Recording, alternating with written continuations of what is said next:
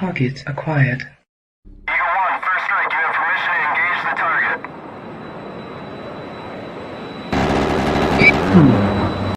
Warning: the following video contains explicit language which may be offensive to some viewers or inappropriate for children. The content within this video is intended for mature audiences only.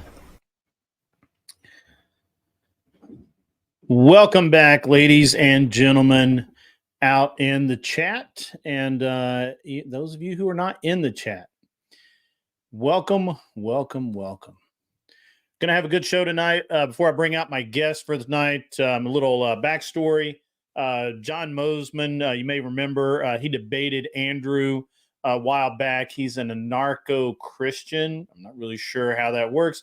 He's explained it to me a couple of times, but I'm a little slow on the pickup, so we may get a little bit of a story about that tonight. We're going to discuss. Actually, I have to go back. I have to refer to my notes here because it's not something I normally discuss on my evening shows, but we're going to do it. And he's a great guy. You guys are really going to enjoy having Mr. MOSEMAN on, and I really would appreciate any support for him and his channel that you guys would like to give him. You may have seen him. He's also over in Verbal Combat quite a bit and other places about the internet, and he's a really good guy. So I think the main topic we're going to kind of focus around tonight will be applying actual Christian worldviews in dating versus the other various worldviews such as red pill, the different takes of degeneracy and heresy, that sort of, or what I would consider heresy, and that sort of thing. And I think that John's a really good guy to speak on this. Before I bring, before I bring him up, we're going to, I got to recognize all the guys out in the chat tonight, guys and girls. Man, what a list it is. We got, and I'm not really sure how you pronounce this. Zethathane is 423. 423, welcome, sir. You were the first comment tonight. I saw you right as I was firing up. I was listening to a little Webb Wilder earlier on, and you guys may have gotten the benefit of that. If you don't know who Webb Wilder is, you're going to find out a little bit tonight. But more importantly, you should go listen to his music. It's awesome. Woody Johnson, I see you out there. Seriously, Shelby, obviously in here for mod duties. Smoking Spaceman is in the house. Believe in yourself. Smoking Spaceman, always good to see you, sir. And man, we've got some good guys here. Damien, our resident parkour guy, who also I believe has a podcast. We should. I know he's been up on my show. I don't know that he enjoys particularly coming up on my show, and that's okay. But if you guys know his channel, or maybe we can spam that out, we'll get him some of you guys over there to watch his show as well, because he definitely supports me. I see Silvar Ogre out there. Good to see you, sir. Obviously, WMD is out there making sure you guys behave yourselves and don't post links. And Chris Lestrange, my South African friend, I'm glad to see you out there, sir. I had an actual conversation about that included some South African stuff today. Craig M., good to see you out there. It's been a while since I've seen you in my chat. I'm glad that you're in the house tonight. Fredo, obviously you're here, man. You're a good guy. John Deadman, welcome back, sir. Good to see you. Anson Knowles, always a good time. Anson, we may actually bring you up towards the end of the show to share some of your experiences. Will, good to see you, sir. I'm not familiar with you, but glad to have you in the house tonight. And wow, the list is long and distinguished. And I'm going to go ahead and bring John up, and we'll see if he's ready to get into this. Welcome, John. Are you with us? Or you still away? Yeah. Can you hear me?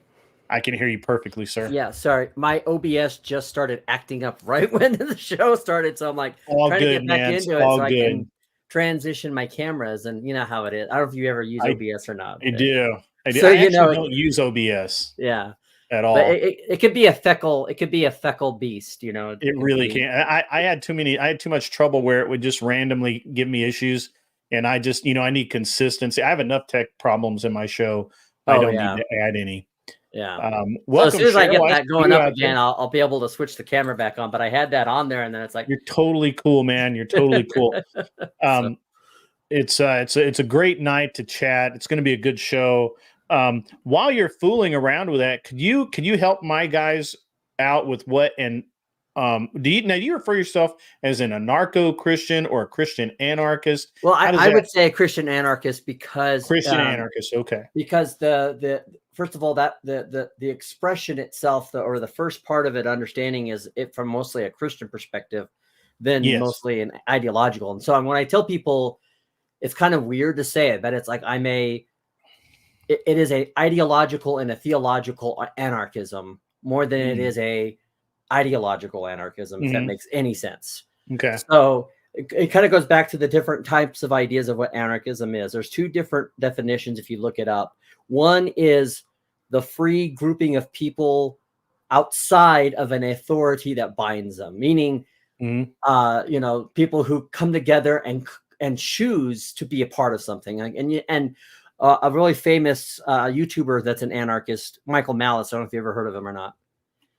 I can't say that I have. He's been on Glenn Beck's show. He's been on.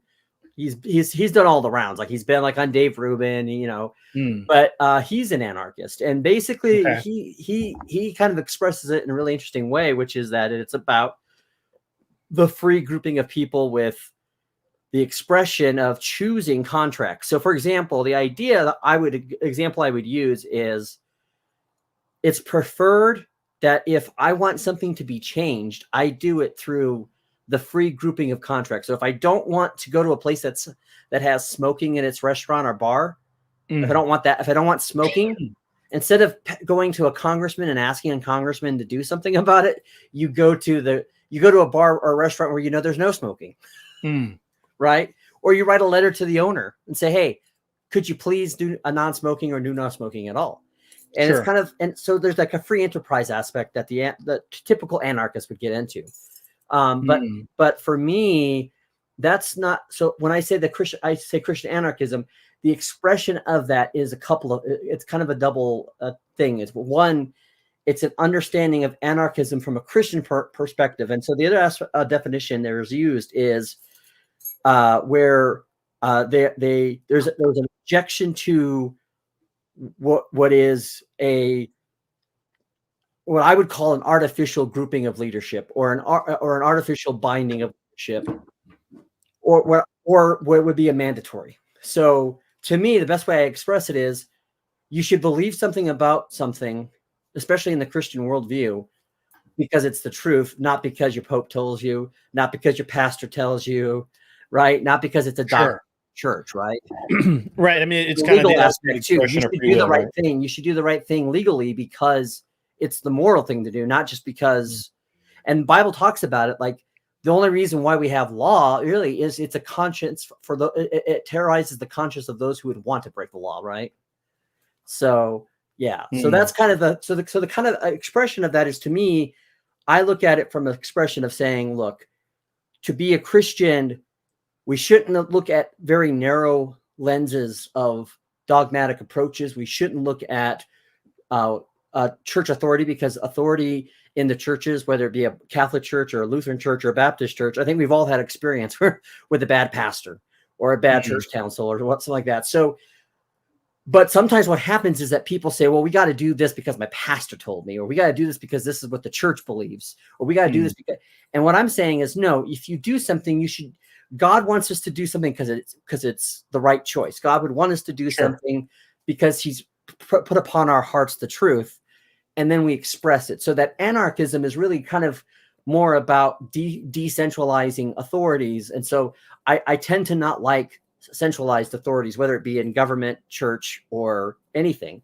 because of a couple of reasons. One, I do think that when people rely too much on people, like quote unquote leaders, to do things, they themselves then take the responsibility of their own action and agency away from themselves.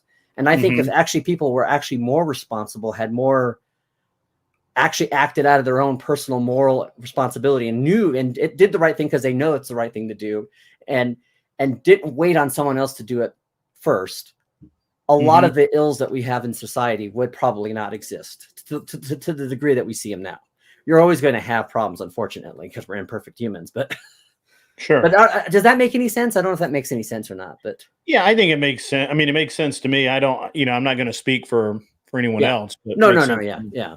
So to me, it's so to me, when I do issues with the government, it's not so much about being anti-government. It's about understanding that government isn't for law-abiding people, because people who have faith, people who have good conscience and morals, don't need laws to tell them to do the right thing. They do it already.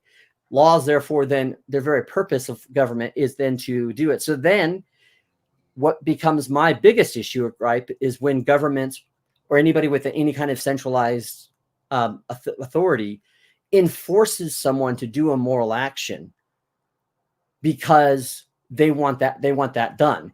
And the minute you try to enforce that becomes a form of violence.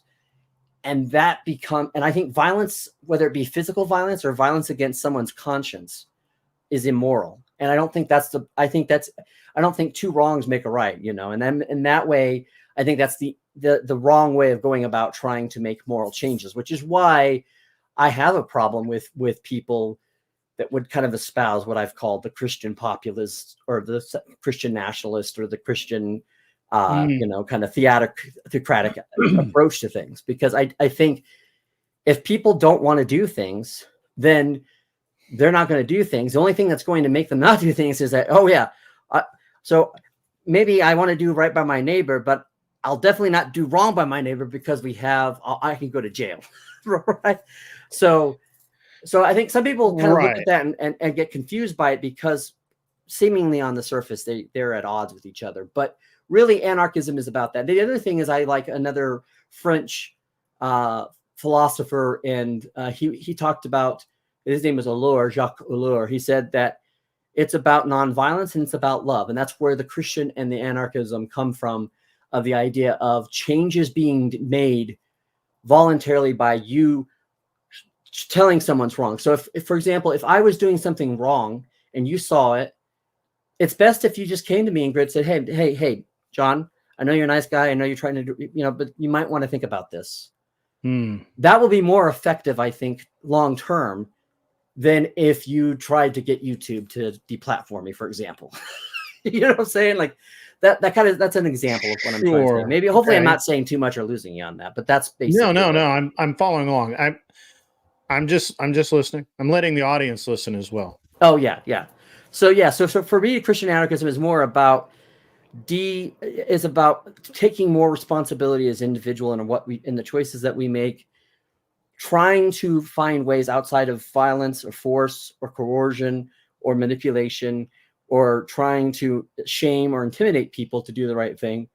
Because I think that when people see the reality of the things that they've done wrong in their life, they'll either see it or not. And I actually think that life will teach them that lesson.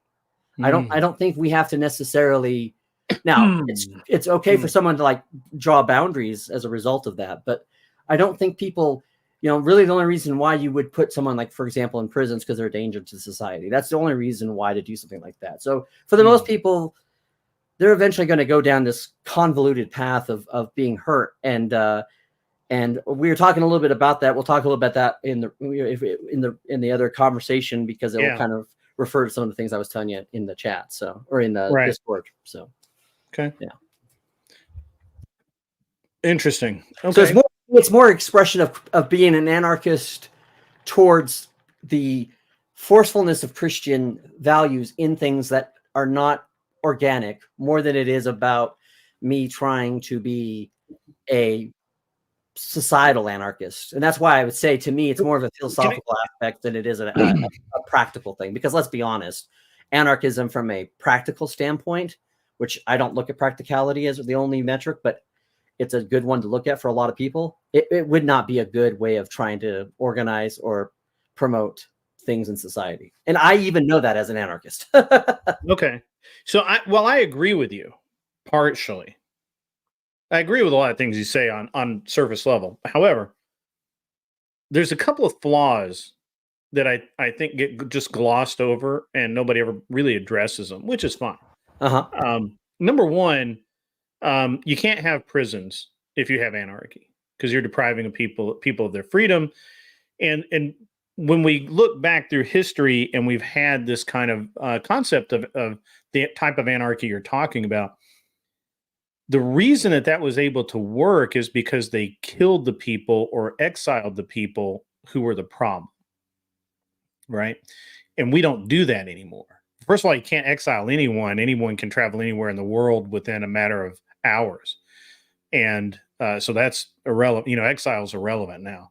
But I would agree. And so without that, so lacking that, we as a society have changed. Oh, absolutely.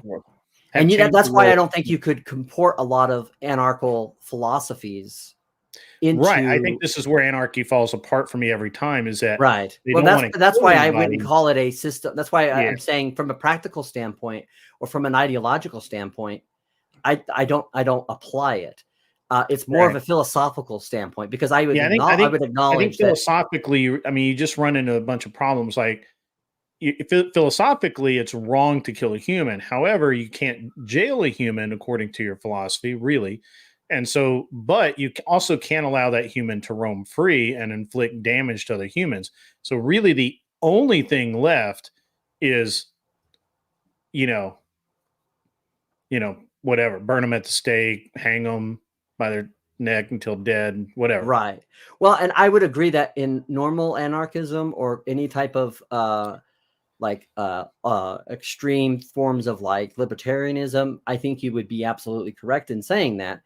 And basically what we would have is we would have a philosophy. It would basically be a dog eat dog world, right? And it would be basically that people would essentially put themselves in a position where they're either going to ignore you, or if they don't want to deal with you, they will potentially kill you, right? Those are the two kind of extremes that you would deal with. So given how our society has developed and evolved over the years, 100%, it's hard to do a lot of these things. However, that's why, to me, with the Christian anarchist aspect, it's not so much about practical ideological principles as it is a philosophical and a theological concept of how we do this, how we understand things, and not to confuse things and put them in an improper order. I do say that I understand and I can respect people who feel that way about anarchy, like what you just expressed.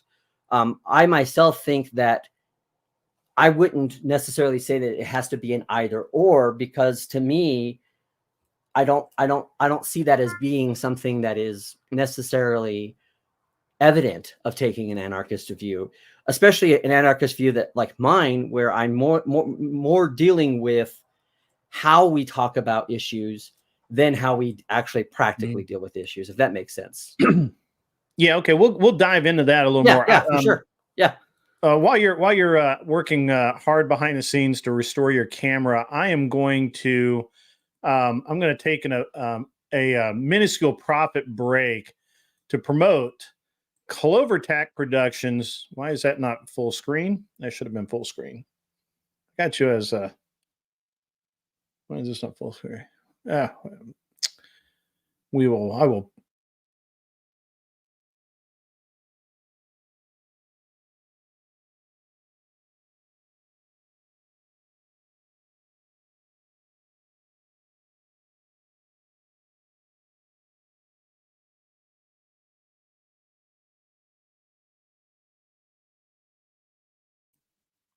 There we go. See how that works. John. Yeah, give me a second here. Yeah, you're fine, man.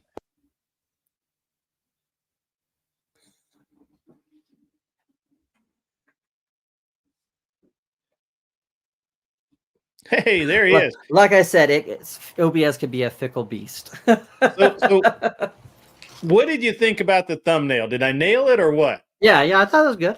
I liked it. Okay, all right. Yeah. I had to like. I was like, "What is?" I'm kind of remembering what John looks like, but I don't really. Yeah, right. But a lot of people say I look a lot like a lot of different people. Some good, some bad. So. Yeah. All right. Cool. Nailed the thumbnail, guys.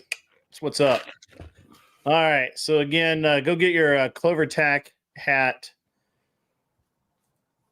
And like the one you're wearing there, huh? Like the one I'm wearing now. Yeah, absolutely. I paid for it. You should too. There you go. Yeah, there you go. All right, John. So that was great. That was good. That was I really appreciate that kind of background because it will play a part in our discussion tonight. Mm-hmm. So when we talk about the idea of Christian marriage, which I don't actually talk about, so I'm going to be really frank here, and I know that you know this, but there are people that don't know this stuff out in my chat. For those and people will watch this later as well.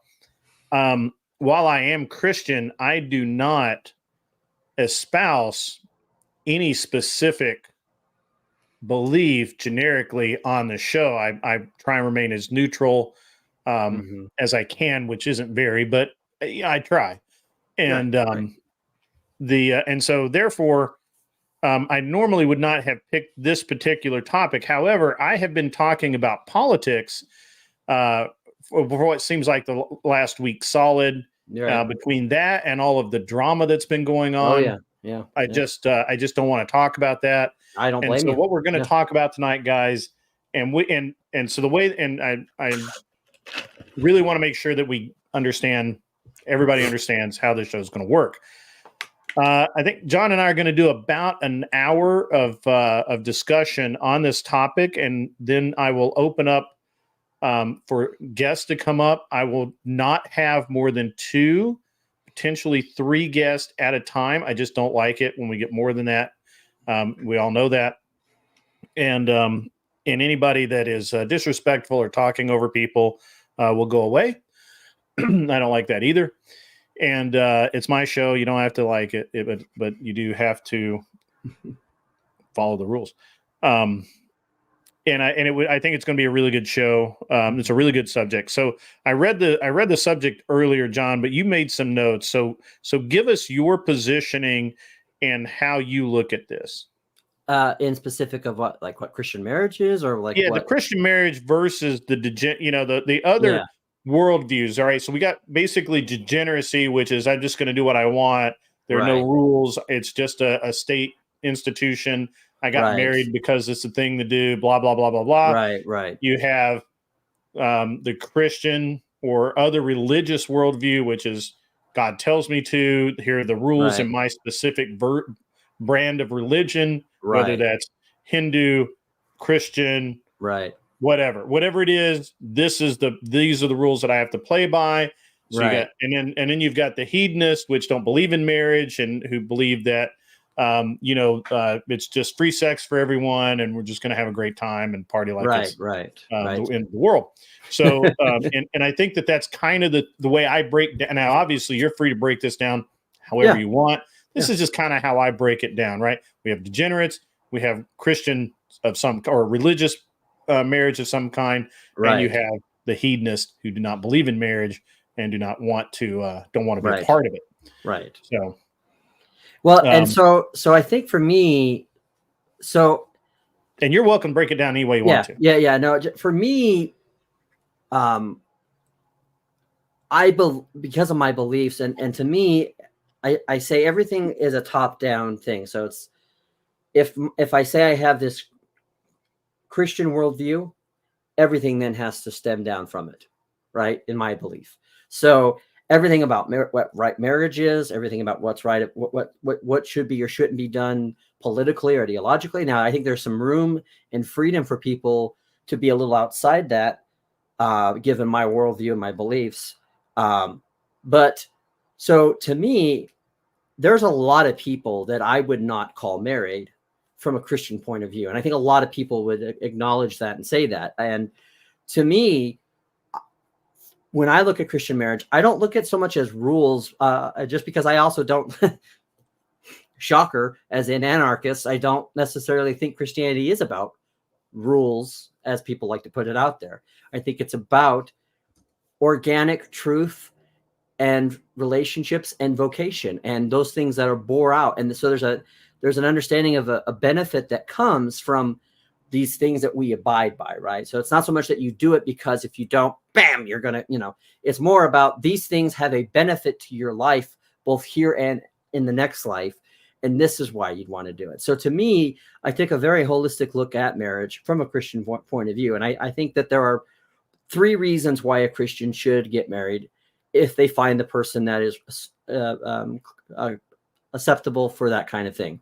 The first and foremost, I think, is that it is for the for having children, right? I mean, that's a huge part of it. And we know studies have shown us that if you are going to have children, they benefit more from a 2-parent household than they do a 1. That's not to say that single parents can't be great parents. It's not to say that single parents can't do it. It's just this is the preferred method. There's a stability there.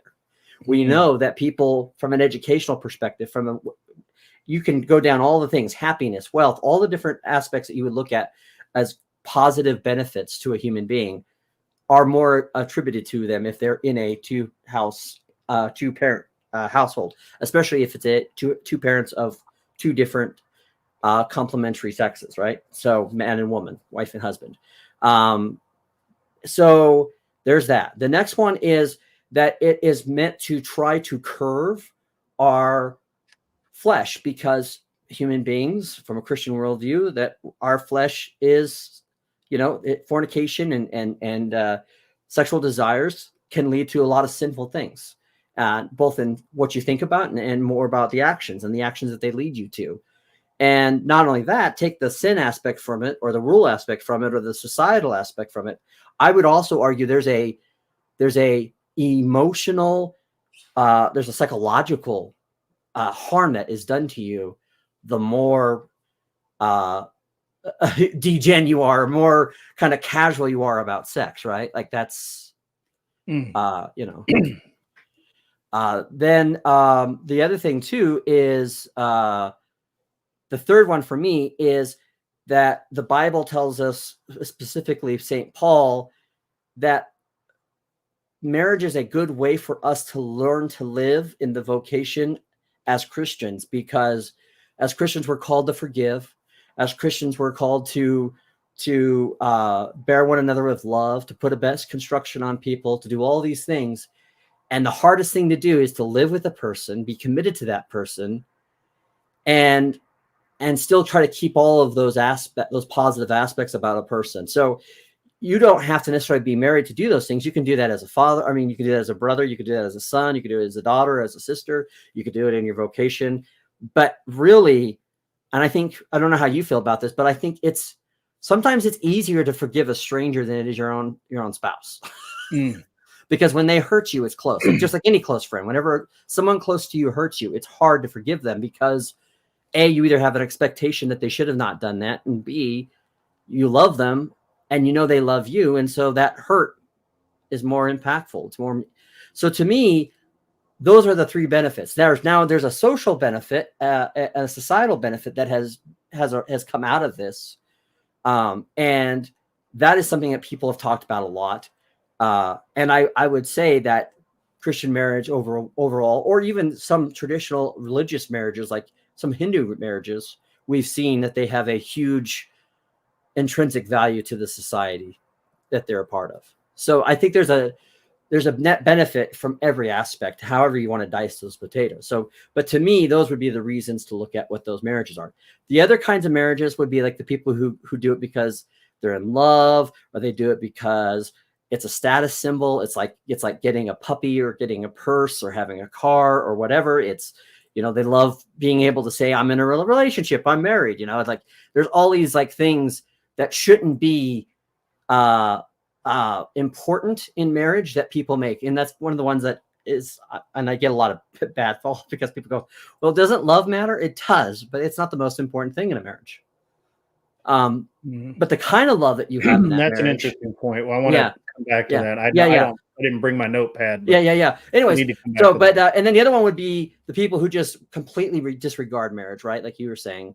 And those people are people who don't like the idea of the social contract of marriage, because they know it's binding, right? And and they also they like to be able to be, cheating or be casual and not be down, so those are how I would look at those different types of views. But for me, particularly, I think the Christian marriage is that. And so sometimes, given what I think are good metrics for that, I wouldn't even consider people who would call themselves married to be married. Now, I won't say that to their face because I'm going to be respectful of the fact, and I'm going to call them Mr. and Mr. or Mrs. and Mrs. or Mr. and Mrs. or whatever they want to be called. But to me, marriage is a sacred thing, and it's and that it will always be important to me as the most important thing. So, all right. There's a lot to kind of unpack there, but it's good. So I like what I like 90% of what you said. I felt I followed along with it pretty well. A couple of things. Most of what you prescribe to the Christian marriage in the beginning is pretty much how the, say, red pill or a lot of the other descriptive philosophies tend to look at marriage in a secular sense. Right? Like that's why they talk about, well, we don't need to get married in a church, or we only want to get married in a church. We don't get married in the state. We don't want to mix that. And all of these qualifiers, I think, that they put on marriage. And I think that's the right word to use, are qualifiers, right? Like they're not discriminators. They're not saying that this is going to keep them from getting married. It's not going to, but these are things that they use as qualifiers to say, this is why I have a problem with marriage or something like that. So, right. Yeah. I'm just trying to use good terminology here. Yeah. That's good. That's a good word to use. I think it's a very exact, good word to use for that. Right. So the difference, I feel like that the religious, and I'm going to pick on Christianity here because that's what I'm most familiar with. Nobody get the, and this isn't for you, John, this is for the audience. Nobody get the idea that I'm in any way slighting any other religion. It's just what I'm familiar with. And I understand that most marriage contracts, conscripts, constructs, however you want to phrase it, kind of follow along these same guidelines. There are differences, but it's kind of the same thing. Pardon me.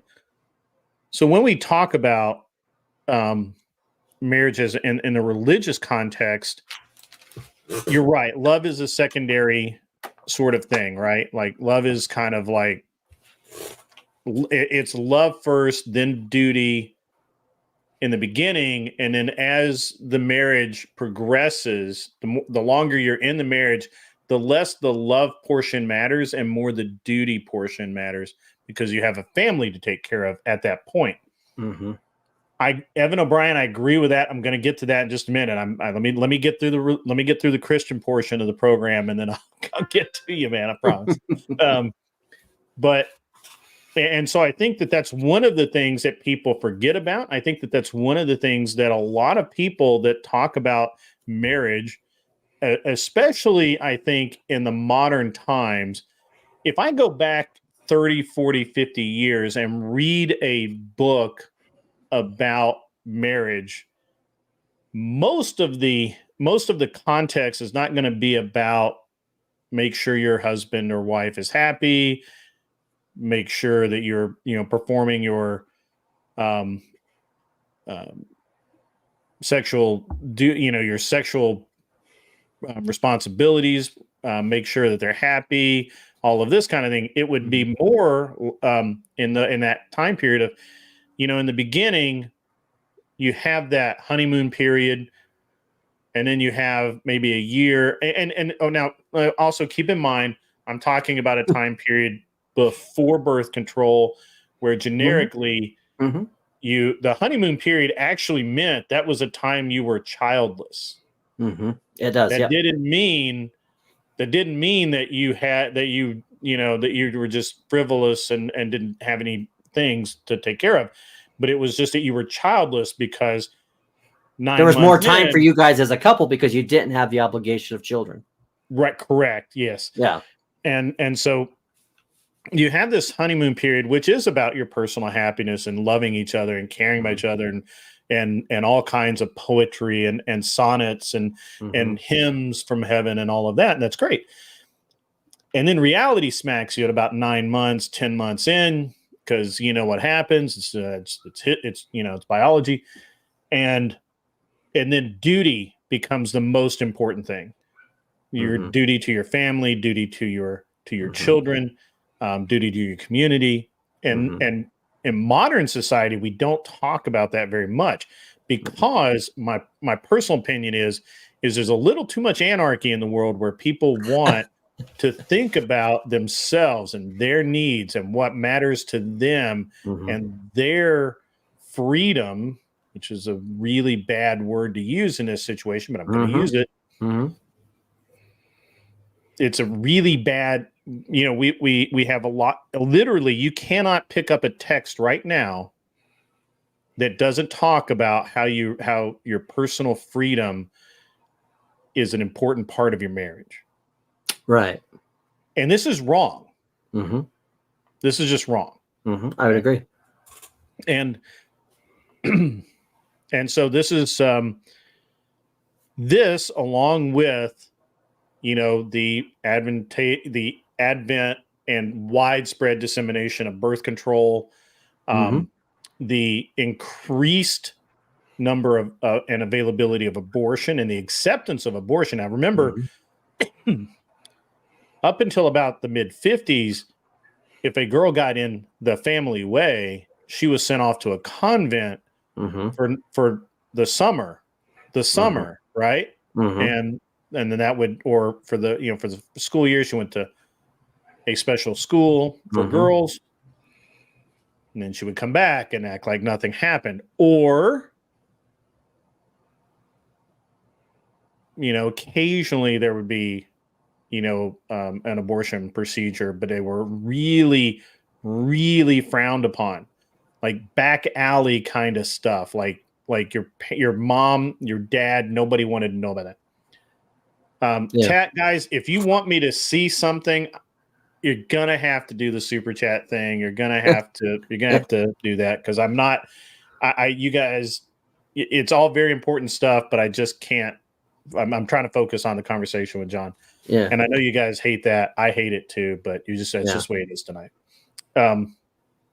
But so what you've got is this, which is one of the reasons why I think that the idea of anarchy is very cool. And I had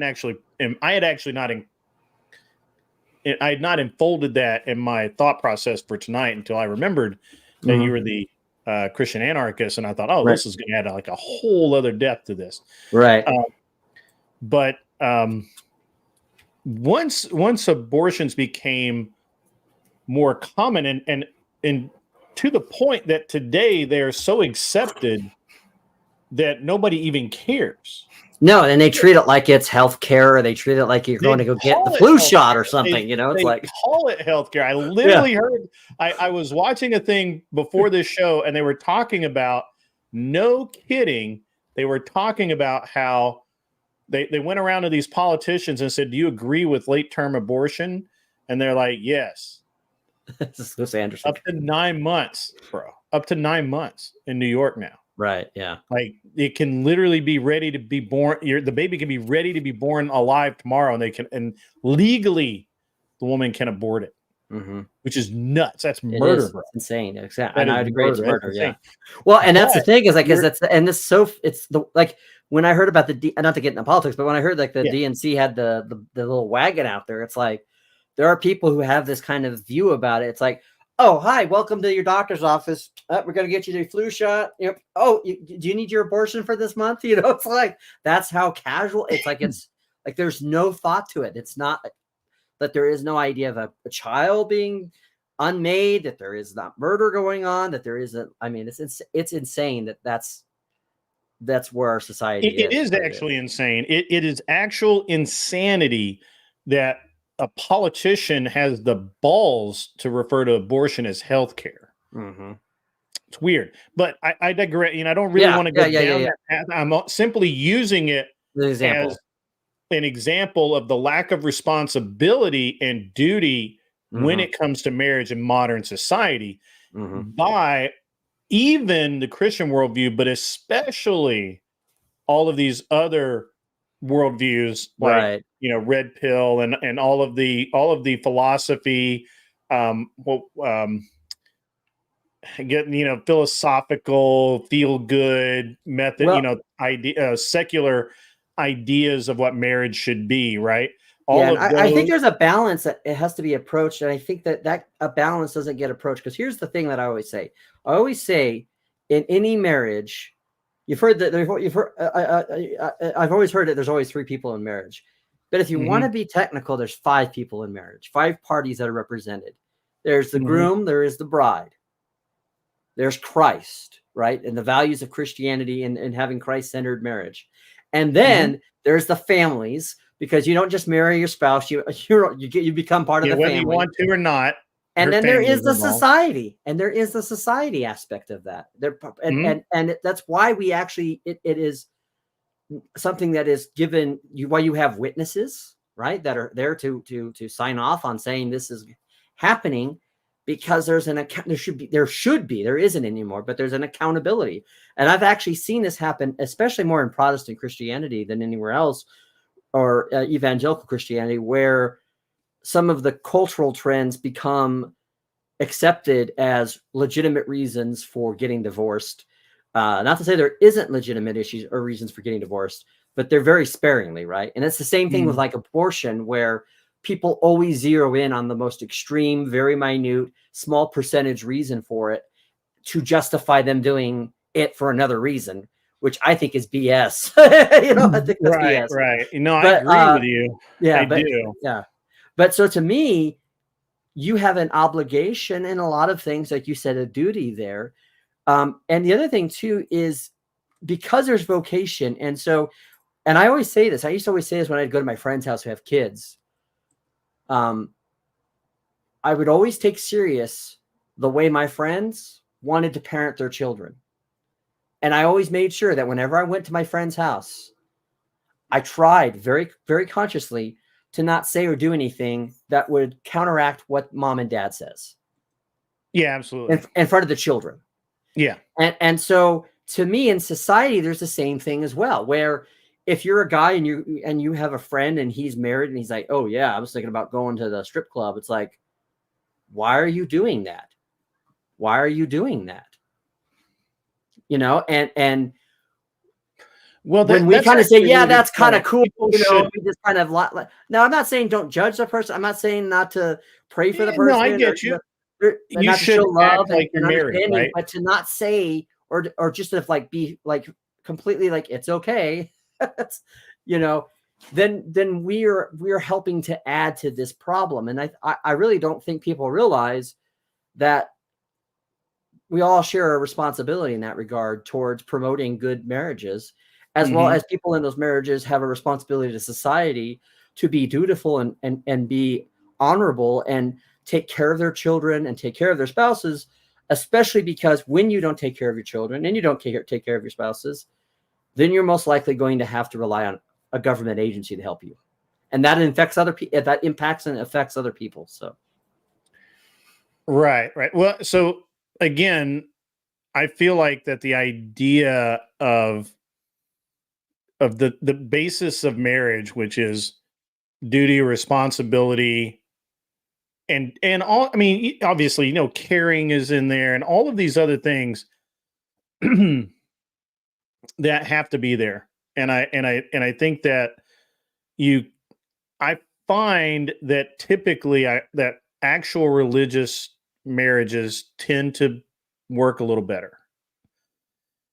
And by actual, I mean that you're not just going through the motions, but you actually believe in something.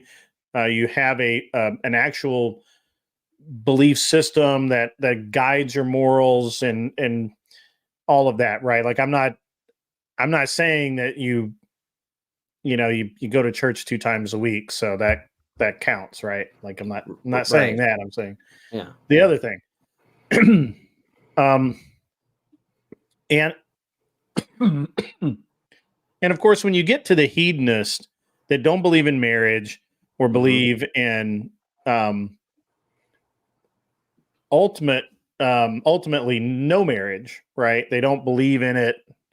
They don't believe in the idea that that people should bond in this manner, or be limited. I like that a lot. That's actually really anarchist. Is why should I be limited? And by this. Yeah, right. Well, so this is the thing. So you're talking about freedom, and so this is another reason why I'm trying to take back what anarchism is, because actually here's the thing I do think. So a lot of people would say, look at the recklessness, look at the lawlessness, look at the people who just want to indulge in their own hedonistic ideas. I always say this: the issue isn't about whether they're anarchists or not, because that's not really what it is. The reality is they're authoritarians, but of a different type. Okay, so to me, God clearly in the Word of God has established two things. He shows us what good authority is, and to admonish people to respect where the source of that is. And then he also tells us that people who are disregarding and completely flippant in regarding authority, how bad that is. But here's the thing. Most people think that that's either or kind of situation, but really most people, the whole reason why people do things like this isn't because they're godless, isn't because they're anarchists. In fact, it's because they themselves are their own God, right? And I always say that most people reject when I talk about stuff like about doctrine, or even like when I talk to people about papacy and the Pope and all that, and I do my criticisms and all that, and I'll say things like, the main reason why most people, if they're honest with themselves, don't like the idea of the Pope. Not to say there isn't bad reasons or not. That's a whole different idea, but is that they themselves want to be their own popes. And so the reality is, being people want to be their own leader. People want to be their own God. They want to be their own. So it's not that they disrespect authority. It's that they want to be their own authority. And that is the recklessness. And so to me, I look at anarchism as a way of saying, look, we come together as equal under God, under his authority, and we don't get caught up in this idea of, because this has always been the case of the Christians, even the apostles. The apostles were like, Jesus, who among us is better? And that's when Jesus says, if you think you're the first, you shall be the last. So, so to me, anarchism, in a sense, is explaining the order is not an objection of order or authority, but it's acknowledging both the responsibility for order and authority in the self, and not just saying, well, I live in a government, they should take the law, right? It's other people's jobs to enforce the law. It's other people's jobs to do whatever they want to do. And I'll just, it's like, so to me, mastering authority, the true godly authority, and being subjective to it, despite what other people say, that's to me is anarchism in a way as well. So, okay. And I know people are just going to disagree with that. That's fine. Okay. Well, they can come up in a few minutes and yeah. Go ahead. Yeah. Guys, we're about 30-45 minutes away from being taking callers. So get with a mod. I will send them the link here in a few minutes. So, but let them know that you want to come up so they can kind of figure things out. So I like most of what you said. I think it's not unreasonable. What do you think about people who believe that they can have descriptors or prescriptors in place of the Bible that can guide their marriage as well as having religion? I think there are many things out there that are of benefit. There are many things out there outside of the Bible that you can learn from. And so to me, it isn't a question of, I always get this when I talk to people, when you talk about things like sola scriptura, they mean, oh, you mean only the Bible. That's not what sola scriptura means.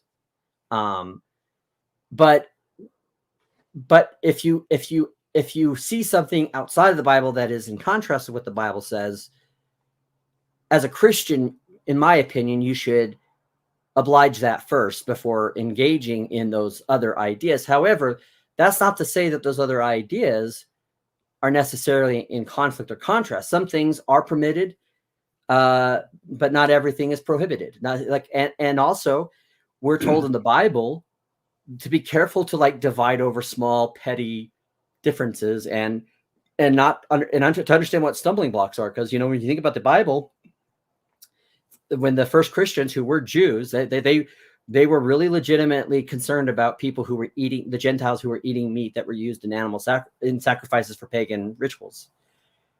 But it wasn't an issue for the pagans or for the Gentiles. They were once pagans. So, and Paul says, don't let that be an issue. Now, he's not saying if someone says there's no God, don't be like, oh yeah, you're right. Okay, whatever. But what he's saying is that there are small things. So if there's something that's beneficial, that's outside of the Bible, that can help them in their marriage or that can learn from something, I think that there is something to it. I think they need to be cautious if they espouse themselves to be Christian and they put it on par with the Word of God. That might be an issue, but I think there are things that you can look at outside of the Bible, and even things that would be outside of the Bible that may actually be speaking some of the similar things that the Bible says that could be beneficial for people. Does that make sense? It does. Imperius, our resident Catholic of high order, has sent in $2. Thank you very much, Imperius. Do as thou wilt. That is the whole of the law. And I believe that is Satan that he's quoting there. Because what is Satan doing? I actually don't get this reference. I dimly recall it from like way back right. a long time ago. Right. But I don't recall this. So he may have to either come up and straighten us out, or during the last part of the show, or he can help me out and help me understand. So what do you think about the position that it is the promise of either heaven or hell, depending upon your personal actions, that are what guide men and women to good marriages? That their actions guide them to good marriage, or that their actions define their good marriage? It helps guide their actions to good marriage. In other words, I'll clarify. I'm sorry. Yeah, go ahead. I had a chest infection a few weeks ago, and I hope you feel better. Hope you feel better. Oh, I feel great. It's still kind of that residual, right? Yeah. Yeah, man. The last I think it's going to hang around for like 2 or 3 weeks. So I hear this a lot, actually, that, the reason that people just are kind of lukewarm Christians in their marriage. Now, I'm specifically talking about marriage here because we have so many self-help books that deal with marriage and relationships that basically do not address religion in the marriage at all. For me, one of the reasons that I do not cheat on my wife, one, it would really hurt her, and I don't want to do that. Second is I really don't want my soul damned to hell. Right. I just really don't want that. And let's just say it's a 50-50, right? Why would I do that? And so it's the promise of heaven for being the man that I need to be that makes me the man that I need to be. Because to be honest with you, John, I am not a nice person. I'm not a good person. I'm an angry, violent human. Okay. And it is literally God's word that prevents me, more or less, from really hurting people. Right. It is not convention. It is not the threat of law or anything like that. It is literally, I don't want to go to hell. Right. And and I'm being a little literal there. Well, But because what it comes down to is that you reality. fear God more than you fear man, and you fear anything that might come of you, or fear anything that, and that's kind of the thing, is that there is a reckoning, there is a judgment, there is something to be said for that time. Right. I think that and again, I grew up Southern Baptist, and I was told my whole young life. Oh yeah, that I'm going to hell. Yeah. Right? Well, of course, yeah. So I firmly believe that if I cheat on my wife, if I cheat on my taxes, if I beat my kids, if I do any of these things that I know I'm not supposed to do, that are laid out as the will of God, or the law of God, however you want to look at it. I understand all of the interpretations, and I'm not I'm not picking sides here. I don't want to. No, you're just telling me your story. Yeah, I don't want to go down deep holes of you're wrong. I just want to be. I'm just telling you that, and I wonder how many people, whether they realize it or not, that is the motivation behind being a good husband or wife. And how many people should it be? Because again, we have now probably 30 years, 40 years of books, actually probably 60 years. We probably have 60 years of books and writings and teachings and classroom agendas that are literally meant to undermine the Bible and the Christianity in and of itself, and to remove the fear of hell, which is one of the reasons why a lot of times when I send in a super chat into whatever, I will simply remind them that I don't care, because I'm not the one going to hell. You are. You can be the biggest whore you want to be, because you're just going to go to hell. Right. It's your choice. Right. And and coming clean at the 11th hour doesn't work. Gotcha. Right? Yeah. So I live my life as best I can. Now, again, I'm a failed Christian. I'm a horrible Christian, to be honest with you. But I don't want to go to hell. Right. I would just prefer to avoid that. And I don't care what hell is. I don't care if hell's another planet that is fire and brimstone. I don't care if hell is slavery before the wheel. I really don't care what it is. I just don't want it. Got it. And I don't honestly care what heaven is. I just would prefer the good. You'd rather have the better outcome than the worst outcome. Yeah, I would rather have the better outcome, right? I don't want the bad outcome. Right. I get that. Right. Yeah. This is and look, I'm not here to beat anybody's over the head with religion. I'm just telling you that I think a lot of people have, they read all of these books on how to have a good relationship that really leads them to hedonism, or it leads them to self-gratification. It leads them to and part of the reason why you self-help is there's a fatal fundamental flaw with self-help. And the fundamental flaw of self-help is the idea that you have to love yourself first before you can love anybody else. And I would say that the easiest thing for human beings to do is to love yourself. In fact, constantly we're showing how we love ourselves over others. So and I do it. So don't say I'm above it. I do it. I acknowledge that this is a flaw that every one of us probably does with. But a good example is you're driving and a person cuts you off or does something stupid and moronic, and it is stupid and moronic. It's an undeniable. They're in the wrong. But no matter what, you will not feel good until you pass that person up, give them the bird, and say "F you."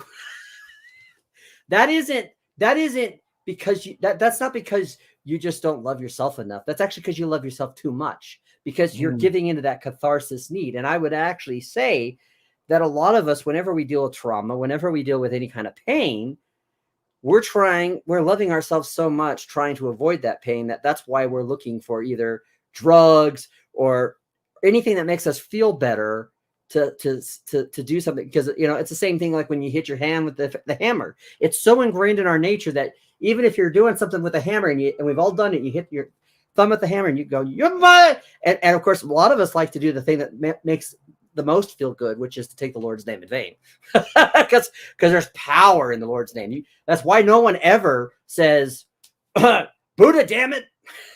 It doesn't feel the same. doesn't feel the same as if you say GD or if you say JC. There is power there when you use his name. And so, but in that moment, you don't care. You love yourself. You love yourself. I gotta let that be. And it's like, so self-help says that the problem is you don't love yourself. I would argue we love ourselves too much, so much to the point where we are then putting that above our neighbor. We're putting that above our spouses. We're putting that above other people, and we're not doing the right thing. And a lot of times when we do the wrong thing, it's because and it's a bad kind of love. So to me, the solution to that isn't go get a self-help book.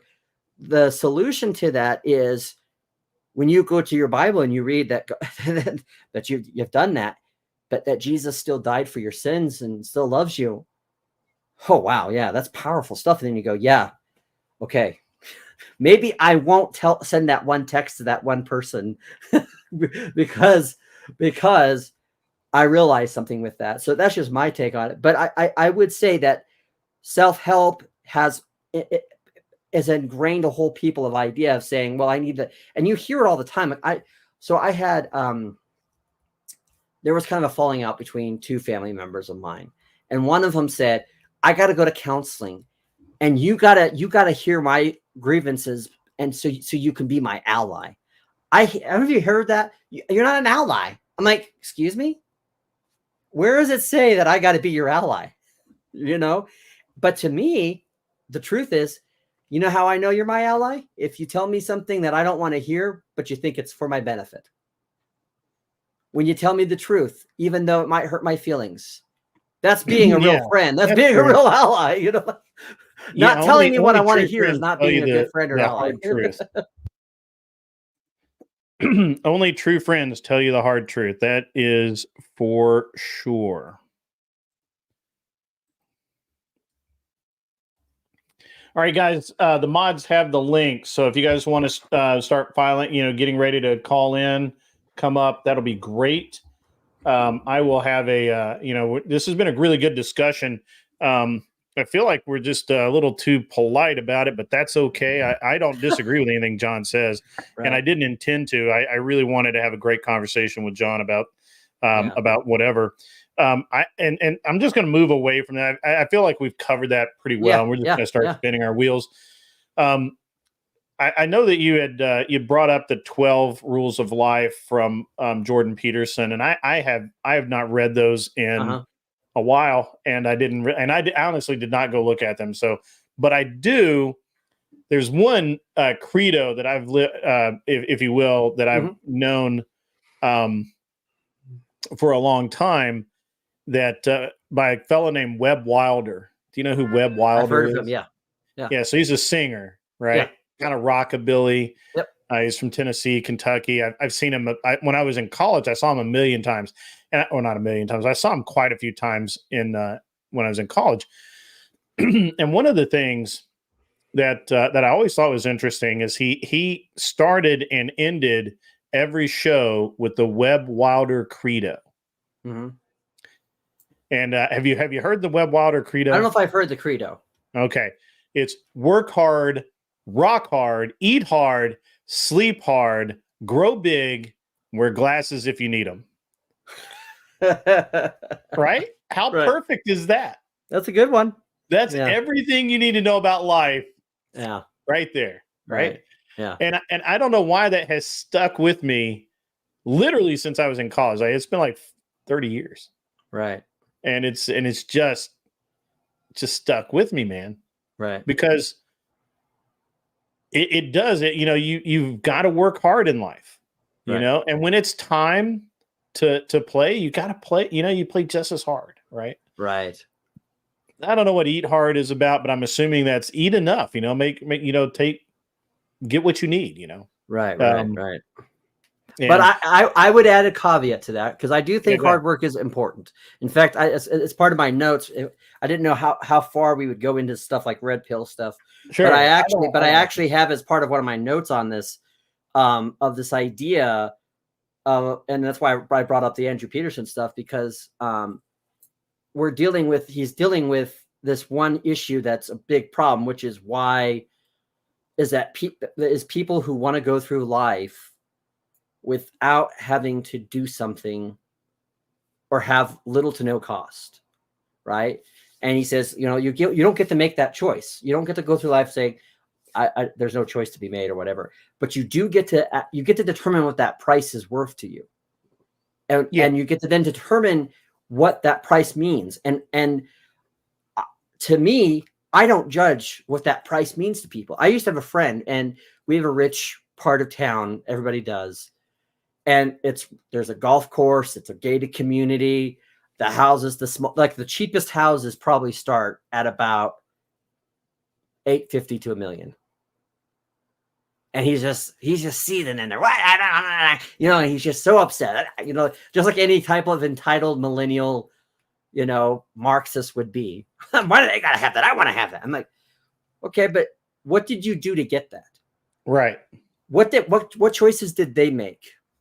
What sacrifices did they make? Right? We're going to get a good point here.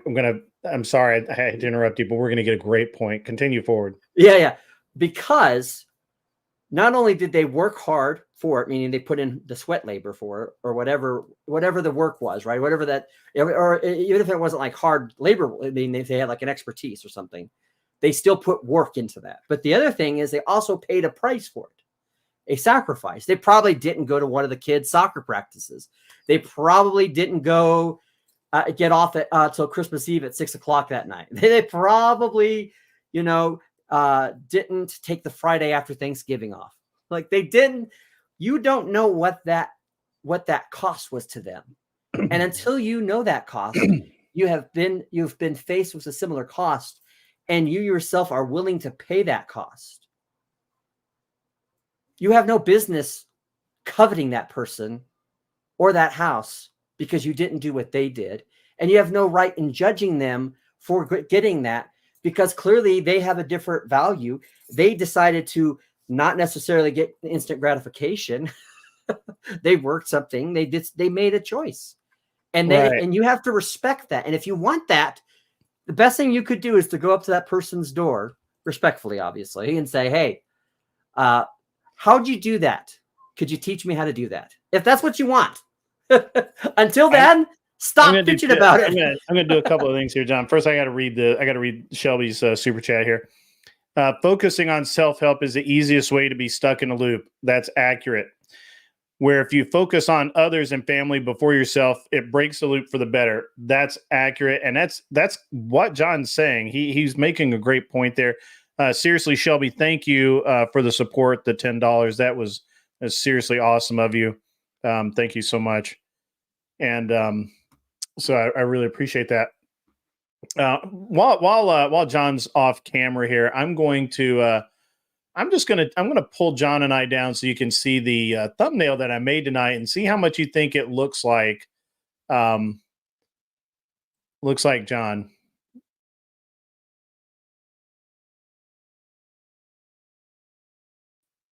Did that look like John? That was pretty good, right? Yeah. That's AI, man. It does great if you know how to make it work, I guess. I don't know. Anyway, so John, one of the things that I had in the when I was growing up, I don't know how much you've heard of this, but I went to a military school and I worked really hard all my life, and I started with nothing. I ended up with a lot, and that's just kind of how I think it should. I think it's how it should work. But we always had guys who would be like, well, why am I not being promoted? Why am I not being made, leader, this month or whatever? Why didn't I get this? Why didn't I get that? I did all the work, or I did so many shifts, or I did extra this, or I did that, or whatever. Because, this was a functioning program where the students did everything. The staff was just there really for health and safety, right? Like, this is a military school, so they intended us to be able to take care of ourselves. And the I don't know who started it. It was right before or right after I got there. Somebody started this thing that you can build me an Eiffel Tower, but that doesn't show me you're a good leader, and it doesn't show me what you're talking about. And it was like one of the best things. It stuck with me. Again, it stuck with my whole life since I was in in frigging high school. You can build me an Eiffel Tower, but what does that really mean to me? Right. That means you can work hard. It doesn't mean that you can that you can work effectively. It doesn't mean that you can work with others. It doesn't mean anything except you can work hard. Right. And it certainly doesn't get you paid more or gain you recognition for those efforts beyond the fact that you can work hard. Right. There's there are levels to this, right? We have to acknowledge that there's this and then there's that. Right. So yeah. Well, I bring that up because I do think that when it comes to cost, you don't get to determine. You can't go through life because if you consciously try to go through life without trying to do anything, or you're trying to, you don't want to make any definitive choices in your life, then life will be determined for you. And I think that's what Jordan Peterson is talking about, and I appreciate that wisdom and what he's trying to say in that, because to me, and as I was responding, because this goes back to a lot of different things with that other topic, but it kind of hits home with me of like these things about consciously being aware of what you want out of life, being consciously aware of what values you have in life, and being honest about it, making that choice. And if you don't know what you want to do in life, and I've always, I think a lot of us at one point goes, what do I want to do with my life? You have that question. And there are going to be people who determine what life should be for them. There's going to be people who say, hey, look, this is what I think is the best. Let me tell you why. Let me tell you what it's done for me. And if you're interested, let me tell you a little bit about how you can get to that point. But I also think that for a lot of people as well, that when you're talking about how to determine things, I really do think that one of the things that's of value to me is rest. And it's so much important that even God himself rested.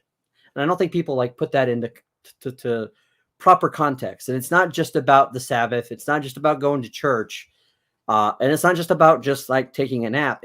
What does rest really do? And I think, if anything, the idea of you taking your body and saying, okay, yes, I can work for all these things. I can do all these things.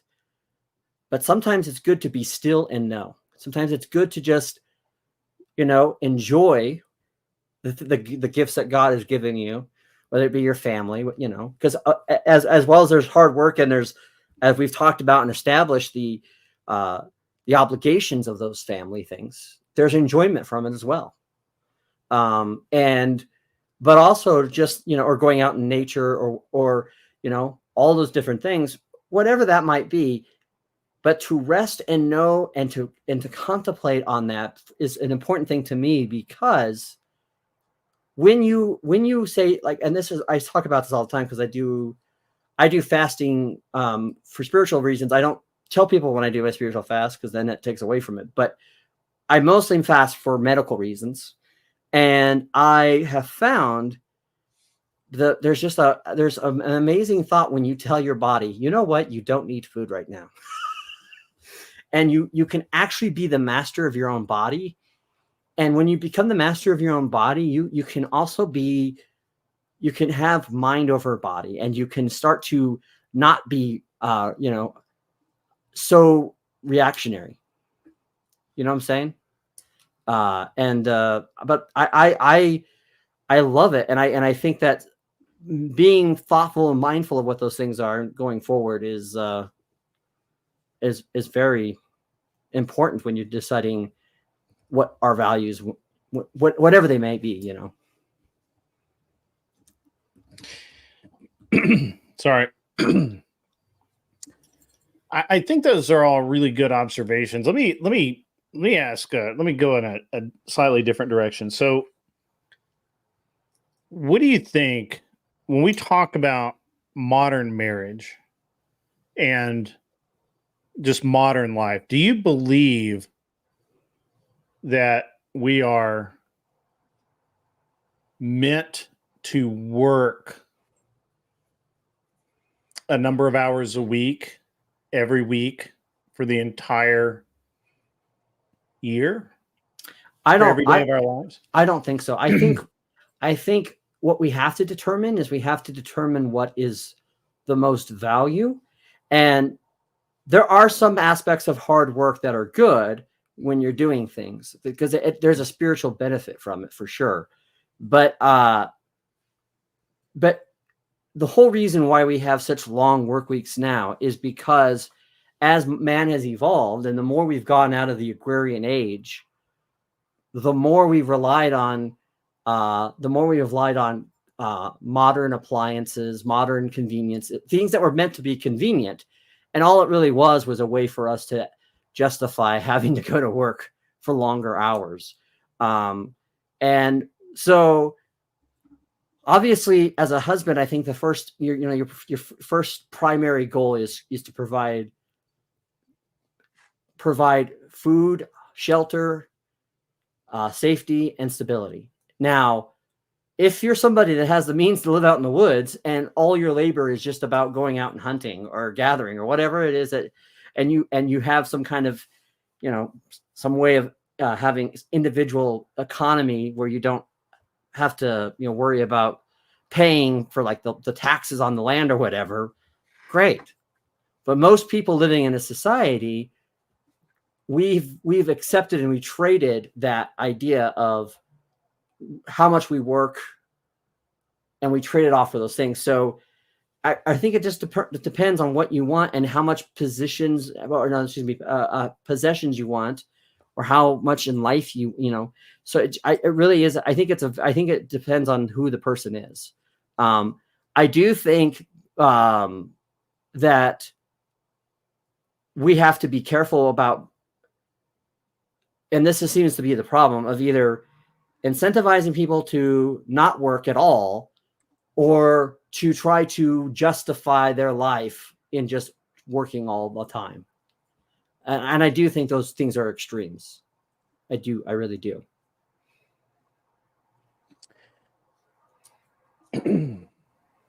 So that kind of skirted what I was trying to get at, but okay. let me kind of bring it back. Let me try and bring it back a little bit. I mean, you were close. You just, I just felt like there's a much shorter answer, but it's okay. Don't worry about it. That's okay. Yeah. So what I'm saying is that, let's just say that if you lived even 50 years or 100 years ago, my grandmother was 104. So this is reality to me. You didn't actually work all year unless you maybe worked in a storefront or something like that. You worked, you would work through planting season, and then the entire rest of the time you had off, and you would go hunting, or you would write poetry. And this is actually why I think that our society is as fucked up as it is. Is I honestly believe that men, and by men I mean humans, not mankind, man and woman, or not man or woman. I mean men are meant to be able to absolutely take time off to create things, and whether that's building something with your hands, or painting something, or writing a book, or writing sonnet, composing music, whatever. I don't know. But I believe that one of the chains of modern society is the idea of a work week. I agree. And I think that, well, I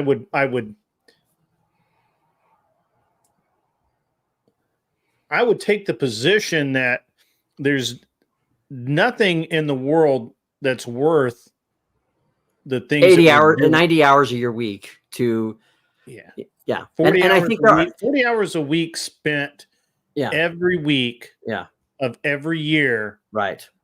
There's nothing on this planet worth that. Right. Work smart where you can work smart, work hard where you have to work hard. And to me, those things will show themselves. Obviously, there are people out there who think, you know, my dad is one of them, that working hard is the greatest value. It's a good value, not the greatest value. But what my dad won't tell you is that the reason why him and my mom own the companies that they own and have the means that they have now is because, one, somebody saw potential in my dad and my mom. And where my mom and dad were at, they did something that a lot of people don't do these days, which is they were willing to take a pay cut. And the guy told my dad, he saw my dad, he said, I know you're making this much amount. This is back in the 80s, when my dad was making like $14 an hour, which was really good back then. Mm-hmm.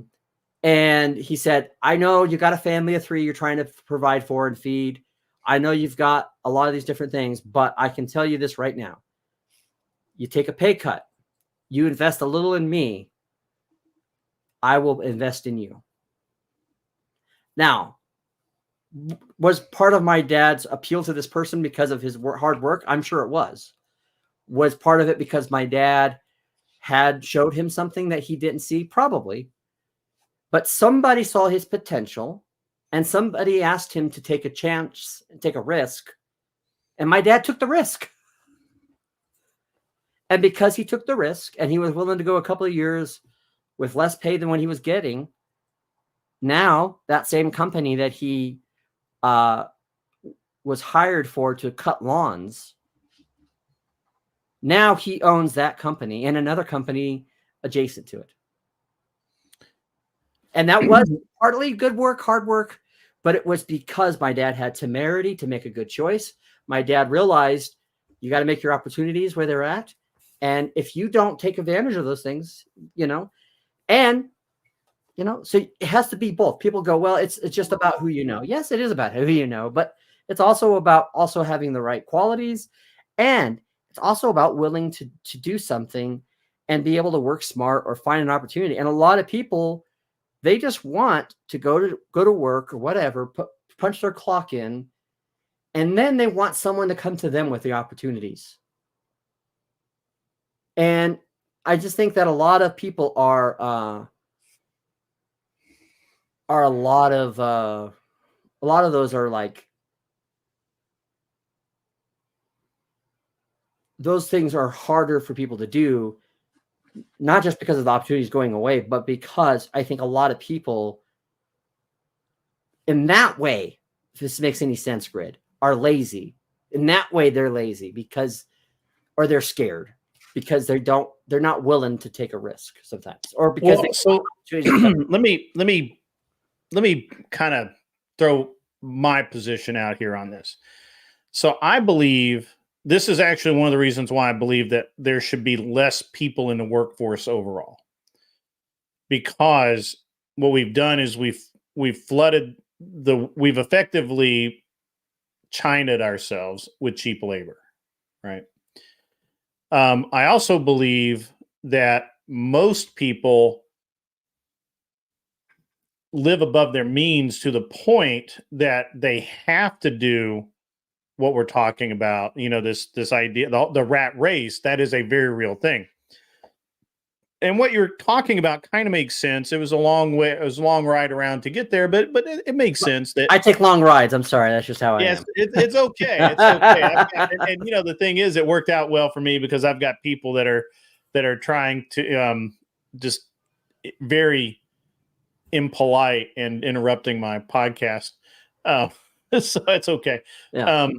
But when I talk about the damage that modernity has done to marriages, in my viewpoint right now, this is really strictly my viewpoint and has no real basis in fact or anything really beyond I believe this, and you might too if you listen long enough.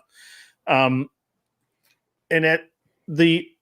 from my point of view, modernity is doing its best to destroy not just a nuclear family in and of itself, but also marriage between man and woman.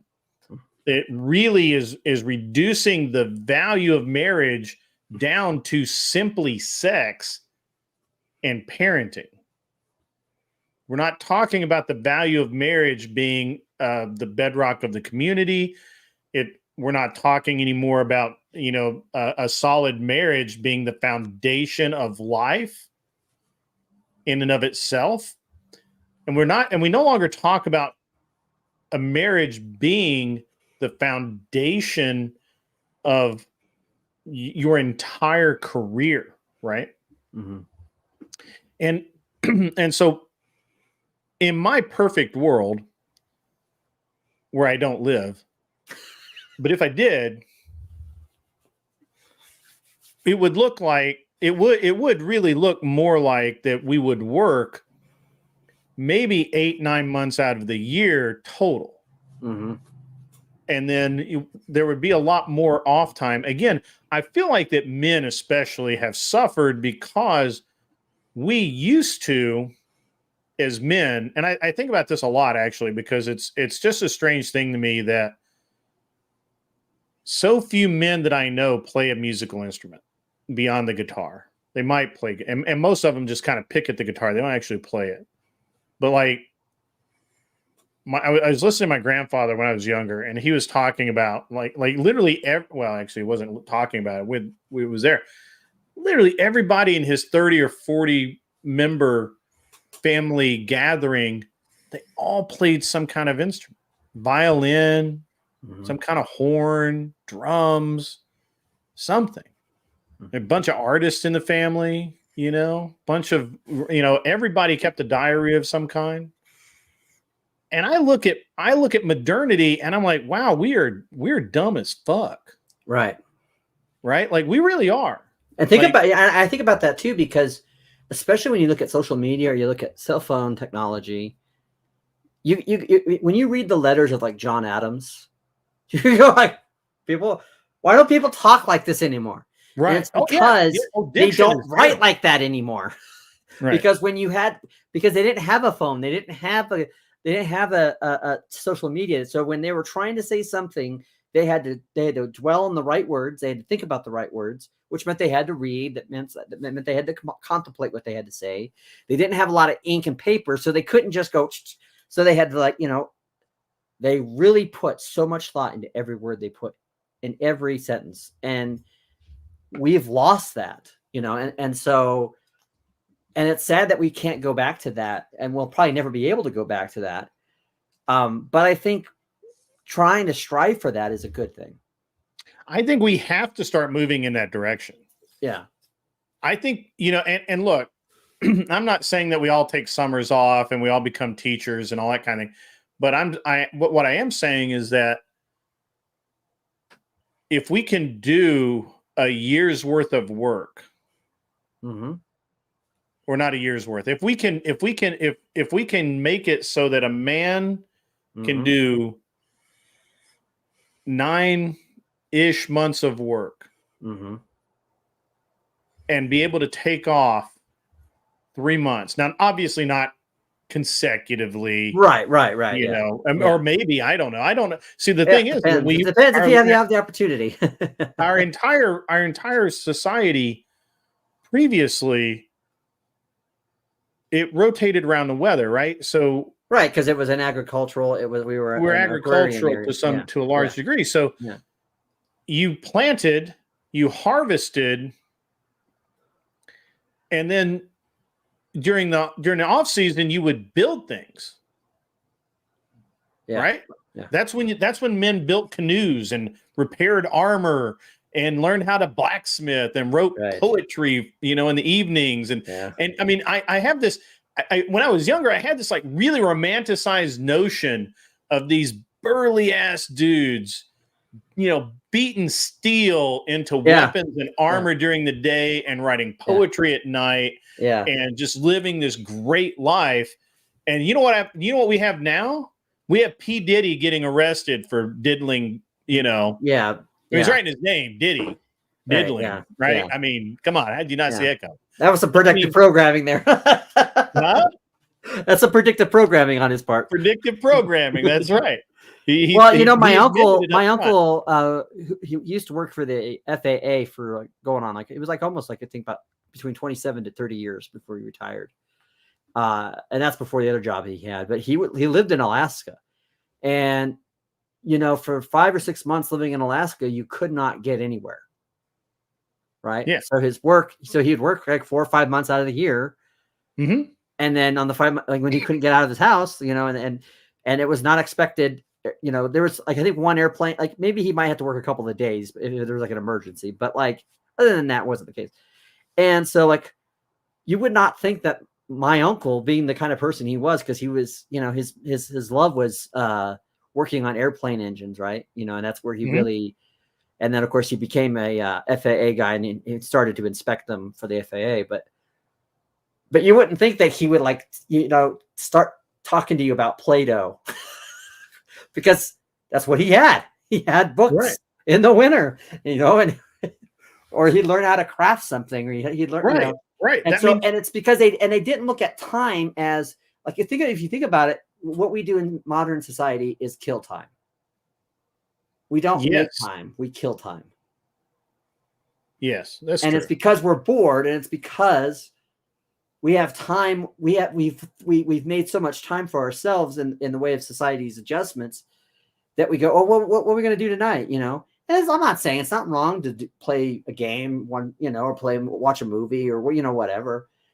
But like when your whole life is about killing time instead of living time and making the most of that. And it's kind of interesting because you would see that, you know, especially with back in the agrarian age, you couldn't work the farm at night. So what would you do? Right.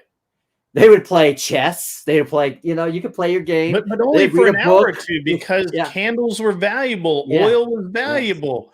Yes. Like you didn't spend 5 hours a day. But then they may have like a fire in the fireplace and they'd all huddle around the fire. And guess what they're going to do? Well, Pa, what's your thoughts on this? Yeah. And the family had cohesion. Right. And this is really, you know, why in our great age it seems like we're so stupid. Right? Right. And I just feel like that, you know, and of course I'm breaking this down into like marriage, right? Like I believe that the family unit has to be restored to its glory, if you will. And that's the problem that we have. I can see that is through actual, some form of religion. Now, look, I'm not going to be prescriptive of what religion that is. Yeah, but you can't do it the way it is now. Right now, everyone is way too comfortable. Right. Right. Everyone, there's a lack or true lack of desire to learn. Right. What we desire to be is entertained. Right. Right. We've gone we've literally gone from I want to learn everything I can because every little thing I learn benefits me. Right. To I don't want to learn anything because Google will tell me whatever I need to know. I want to play 6 hours of Roblox tonight. And this is kind of the weird thing because there's good and bad you can see, right, with creating jobs out of certain things.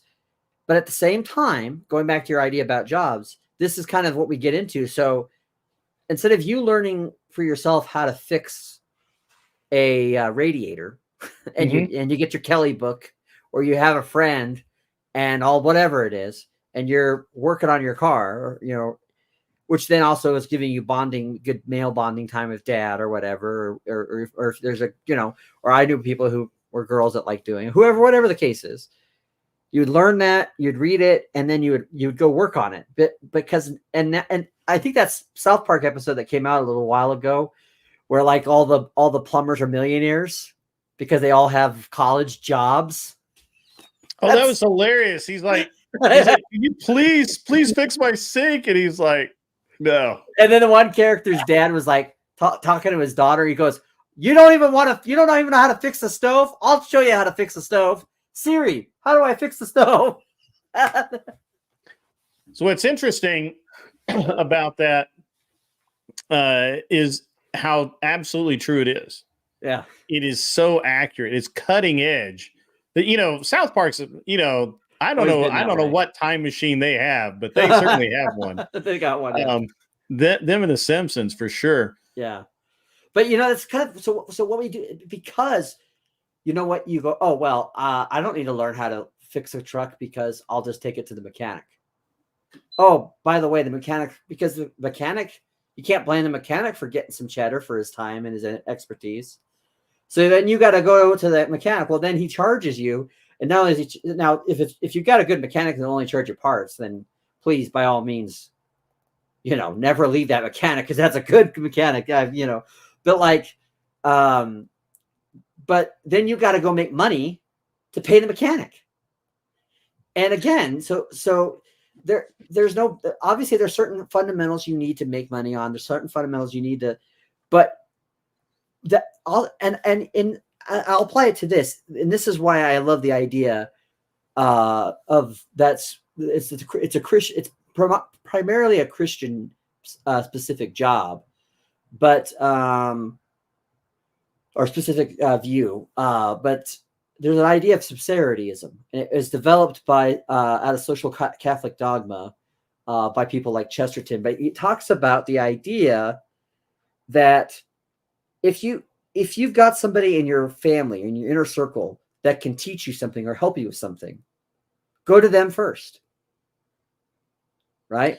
First of all, because they'll care about you, and maybe they'll teach you something, or maybe they'll help you out without charging an arm and a leg, whatever. If you can't, then go somewhere else. And what we do is we always do this. And I remember when I used to be on church councils, I used to remember them saying, well, we hired somebody to come in to fix the light bulb or replace the light bulb. I said, are you kidding me? You literally paid somebody. You could have just called me and said, John, do you know how to switch this light bulb out? I would have told you, yeah, I can do it for you. And I would have done it for the church for free because of my love and my membership of the church. But see, this is the thing. We always look for those extremes. Color on this panel right now. That's this on the stage right now. I'm the only one in color. Seriously, Shelby, another $10. Thank you, sir. That's very kind of you. Very, very kind, actually. Mike Judge, making Idiocracy, called this ahead of everyone. I'm just waiting for Starbucks to give handies.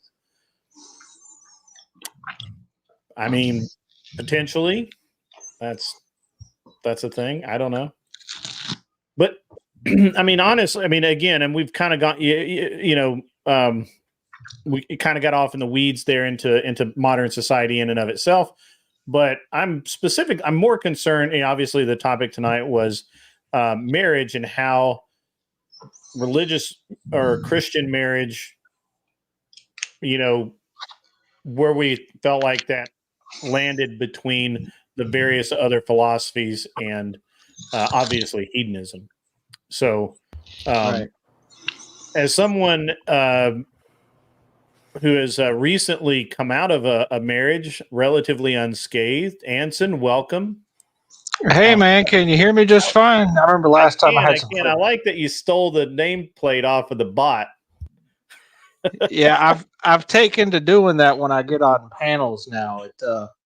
It obscures my real name, confuses people. I like that. They just think you're their bot. Yep, that's it. Funny. They think I'm the one timing them out. That makes me happy. Yeah, of course it does. You're Anson. Why would you not? You even got a cool name, Anson. Anson should be writing poetry and I do philosophy and breaking down Eastern thought for us idiots. I wrote 2 limericks this week, Grid. Limericks don't count. That's what you do in the shower. That's what you do in the shower. Nobody cares what you do in the shower. Except your new girlfriend. And I'm making an assumption that she does. I have no proof. No, she don't care. She's a Christian girl. She wants to get to know me first. That's good. I have straightened you out, you heathen. Yeah, that ain't gonna happen. I gotta straighten myself out. You can do that as well. You can. What do you think of the conversation tonight, Anson? Except for the word salad, stuff that MOSEMAN does. It's got all right. You tried to steer him back in the line a few times. Are you talking about the entertainment side or the content side? I was Content side.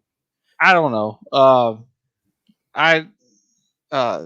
The intro was interesting because the anarchy is utopian, just like communism, and the fact that John admitted that and said it wasn't practical. At least he admitted that it wasn't practical because of its utopian nature, and therefore no one should listen to what he has to say on the subject. Well, that's a good way of conflating an issue and putting words in my mouth. Yeah. Well, I mean, I was just following it to the logical conclusion. Why would I follow somebody who says that their philosophy isn't practical? That's not what I said, but okay. Oh, okay. I misunderstood then. I thought I was steel manning your position of no, I don't think the you were impractical nature of anarchy. No, I was afflicted with your condition at one point, John. I was an anarchist at one point, libertarian anarchist. Well, that's where probably your past feelings on and views on things are coming into probably where I'm coming at, and there's a difference there because obviously, as I said, I'm not coming from it as a purely ideological position. In fact, that's why I said ideologically and pragmatically speaking, I agree. But again, I'm always not going to be the pragmatic person because as a Christian, I believe pragmatism is a whore that will cause people to filter and mutate the word of God. So pragmatism doesn't matter to me like it does to other people. But I'm intellectually honest enough to admit that as a purely ideological position or as a purely government concept, you're right. Now there is utopian ideas, but in certain forms of anarchism, I won't disagree with that. But what I'm talking about, particularly, and why I adhere to what I'm talking about, is because there's also utopian ideas when it comes to theocracy, or when it comes to monarchy, or when it comes to Christian nationalism. And we don't talk about those type of things because it's easier to talk about the utopias that come from collectivism because it's the low-hanging fruit. So, I mean, that's... Well, individual... I don't know still what kind of anarchy you're espousing, other than the philosophical kind. And I was actually incorrect because there is one anarchical structure that's in place in the world today, and people don't realize it. It's actually a fully functional anarchy, right? And that's international relations, because one sovereign nation doesn't control another sovereign nation. And they act in their own self-interest constantly, and there's no overarching government. Not even the UN tells people what to do. They're a joke. Right. So, and it's always been like that. And you see the consequences of anarchy. People are, in collectives attacking one another from one sovereignty to another. Oh, there's don't get me wrong. And the same thing would happen on the individual level. If there was real anarchy, there would be strongmen that would rise up and rally forces and attack others, and that's what anarchy is, and in practice. And so we have a model for what it would look like on a smaller scale if it were decentralized. Right. Well, have I ever argued for effort to be centralized? In fact, the mere fact that I'm against centralization in general should tell you that I would not argue one system centrally anyways. That's kind of the point. Well, no, I understand. That's maybe I wasn't clear. So international relations is large collectives acting in an anarchical structure, competing with one another for resources, sovereign nations. Now, if you were to break that down and decentralize the anarchy and bring it down to a smaller political subdivision like a county or a state or an individual, you would have those people acting and using their force on other people just like the nations do, or either peacefully coexisting like some nations do. It would be anarchy. You wouldn't. That's the whole point of it, and that's where I still don't understand where you're coming from, right? I mean, the Christian anarchy thing. Christianity isn't even compatible with anarchy because it's a patriarchal structure. some forms of it are. Some forms of it are. It has developed as such. Yes. Yeah. That does not mean that it always was. And not the way that. I don't, man. I read the Bible, and there were a whole bunch of people following this one dude around and doing what he said, and basically he was the one in charge and giving the orders, and he was benevolent, but he was the patriarch in the Bible, from what I recall. He was the central. He was the true authority. Yes. Yeah. But then other people who were in that same, who were given the position of authority, which I don't deny they were given that position of authority. I believe there's a legitimate reason why that position was given to them, and it had to do a lot with establishing things like the Bible. But again, what happens is when someone is given a position of authority to do something, it gets to their head, and then they espouse that everything that comes out of them is right and authoritative and should be answered and respected and obliged. And then you got, then you have the ultimate form of anarchy, which is a patriarchal force telling you that all religions are a path to Christ or to God. So obviously, that right there is the greatest. Let's just take anarchy out as a filter for the word chaos, because that is one of the things that people are trying to stress in it. And again, if you want to stress it as that, fine. But you cannot suppose that because that is your definition of it, that merely means that everyone that looks at it that way or espouses that is in fact the same way. People seem to gloss over the fact that I've actually mentioned people like Jacques Ellul who have said that it is not so much about a government or a structure, but it is about pacifism. It's about nonviolence. There's a lot of different views to take on that.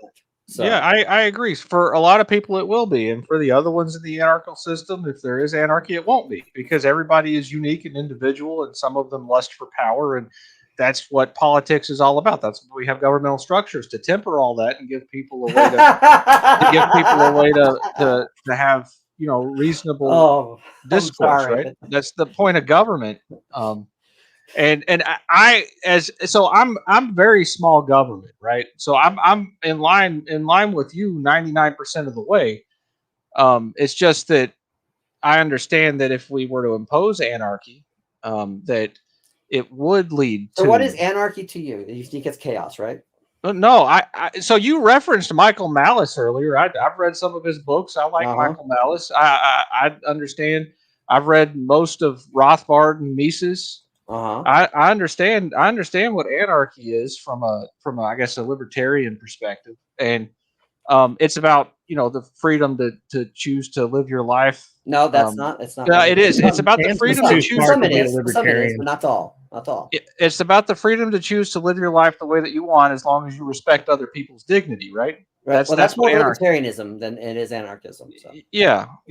And but if you're a libertarian that's bringing that into anarchism, then that will be your form of anarchism. Yeah. To me, I look at the definition, the actual the actual literal definition of what it is, which is to abolish hierarchical government. Now, I don't say that that's the political aspect. I don't adhere to that. But I do believe in the organization of society on a voluntary cooperative basis without recourse, force, or compulsion. And I also believe in a volunteer, like that we come together, and that it's better for us to come together and from a bottom down instead of a top down, or bottom up rather than a top down means of solving our problems. But with all those things in consideration, to me, it is ultimately about it's actually not about freedom as it is not. It's actually more. It's not so much about freedom to be, rather that it's freedom from forces that would force you to comply to something outside of the rightful consciousness that you should have. And I don't think that God wants us to be Christians so that we don't go to hell. He doesn't want us to be Christians because he says so. He wants it because he wants us to choose that. He wants us to see the benefit of his truth. He wants us to see the wisdom of his light and live that voluntarily.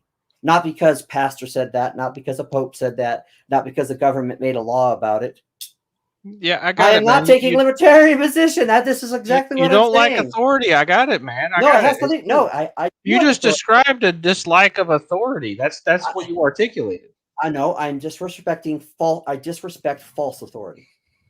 Right, and that's perfectly fine until you rub up against somebody in the structure that you want who disagrees with your interpretation and decides to apply force to you because you can't control what other people do, and people will live in harmony with one another. That happens anyway. So the fact it does, right? So the anarchical structure actually doesn't solve anything. It's just no wishful structure thinking. solves anything. So really, what we're looking at isn't so much about solvency, as we are looking at what has the best net benefit.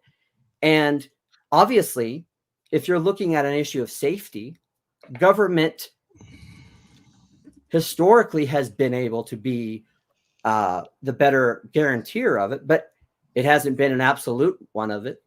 So the idea that people would espouse that anarchism is about utopianism while espousing the idea that government just is a naturally good thing, and and are espousing a completely different utopian idea, I think I think it's funny. I really do. It's funny. Humans have to be divided in a hierarchical structure so that they know where they exist, because our specific species of animal is evolved to live this way. We don't have a choice but to have the structures that we have because it's in our nature. Now I don't attack. Could you elaborate more on that, Anson? Yeah, so pretty much every species on the planet exists within hierarchies. They form them. Animals form them constantly with one another. They fight for dominance. They fight for the the lady that they want to have and mate with. It's how and us as highly evolved animals, we do the same thing.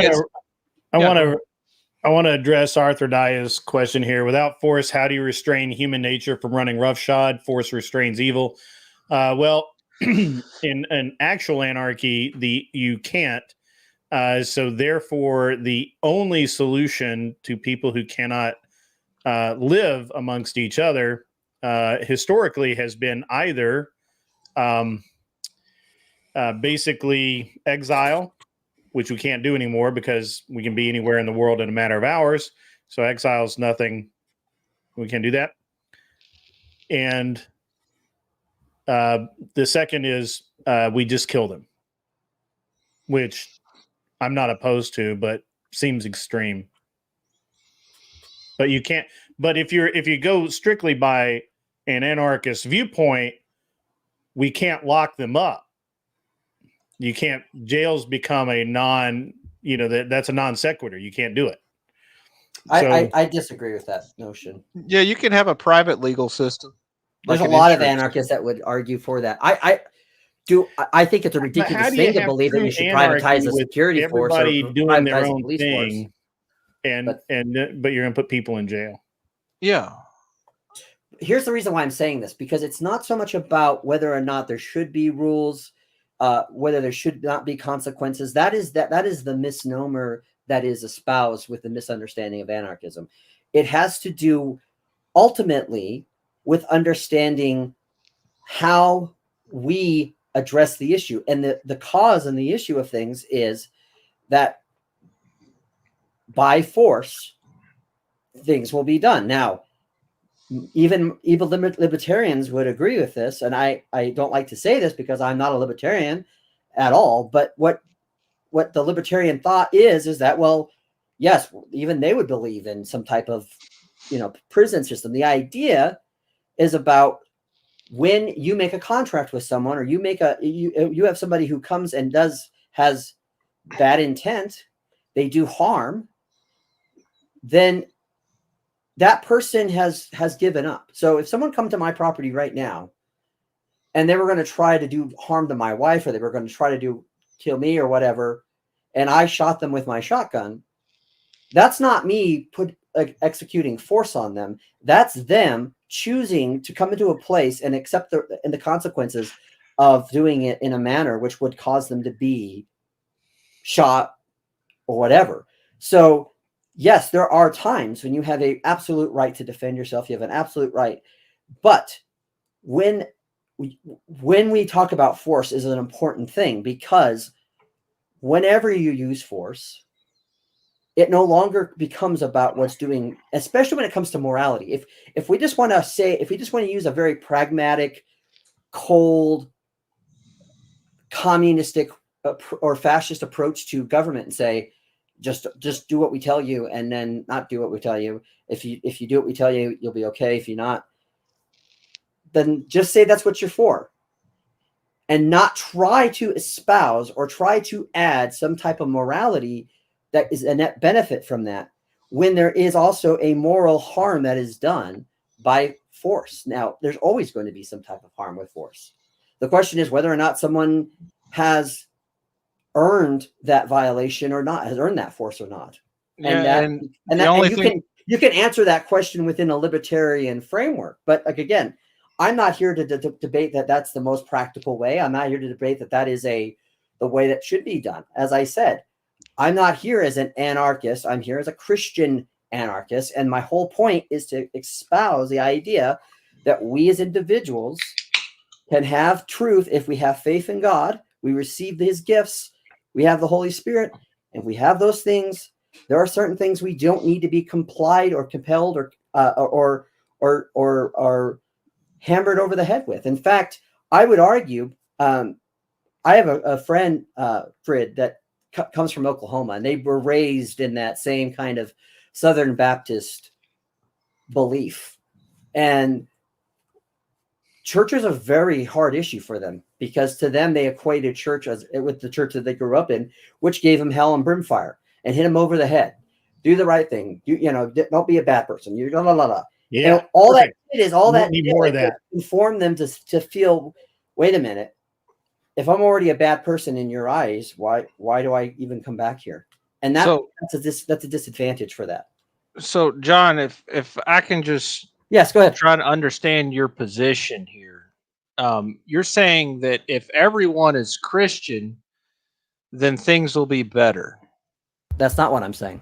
Okay, well, because you referenced, you know, the Christian part of your anarchy. I tried to engage you on the anarchy portion of your anarchy. Now I'm going to try and engage you on the Christian portion and try and understand it. Okay. Would you disagree that if everyone were Christian, that things would be better? Yes, I would disagree. Well, okay. So how is it that you do believe that the Christian ethical structure is far superior? Yes, this is where we're going to go into ethics and morality, and I'm going to tell you that Christianity, while there are a good net benefit to ethics and morals of it, that the primary means or the primary understanding of Christianity should not be seen through a lens of ethics or morality. It is a subsequential thing. It is a organic attribute of actual Christian faith. It is not the prerequisite. It is not the goal or aim. So to me, you have to understand where I come from with my Christian worldview. I believe in original sin. I believe that human beings have sinful nature, and even Christians do. Now, some Christians don't. Some Christians say as soon as you become a Christian, then you have the means, the power, and you naturally just automatically want to be a good person and do the right thing and never.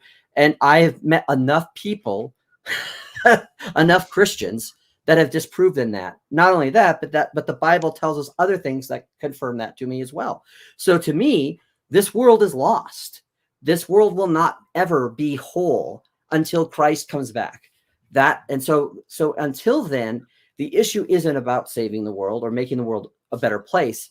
It's about what do we do as Christians to be ambassadors of his truth, to liberate people from some of the things that happen because they're so focused on this world. And if that is the case, I do believe there's a net benefit that will happen. There will be more benefits and more moral ethical as well that will come as a result, but it won't be a definitive. It won't be 100%.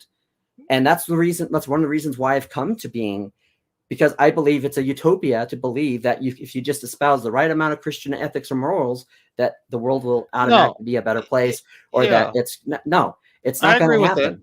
I agree with that. But if everyone in the world were Christian, and the entailment, the conclusion of that, the byproduct of that is that they actually believed in the Bible and therefore followed the teachings of Jesus. If that happened, would the world not be a better place? There would be aspects of it to be better a little bit, but it wouldn't be. Yeah. But it's not going to be because of morality or ethics. It's not going to be because of an organized structure or a governing authority that is committing that. Yeah. In fact, we can argue that there's many times where even with the best example of a Christian nationalist society having success, which there has been, but we can also see what has happened as a result. So it's one of those things to me, which is, what is your most important thing? And to me, the most important thing is to bring people to God. That's my importance. That's the most important you admit that there are examples of successful Christian nationalist societies. You just did that. Yes, I have. I have said that they've existed. Yes. And I've already provided an example of an anarchist society and what that looks like. And it's international relations are a cluster. Mm-hmm. They're a mess. And if you're going to say that, that means it's better. And that in and of itself is proof that maybe anarchy isn't the right thing to tie to Christianity. Well, that's not proof of it. All that's proof of is that there has been there's been more successes with, and again, let's go back to that dirty little word, pragmatically. There's been more pragmatic success with Christian centric and Christian nationalist societies than anarchists, of course.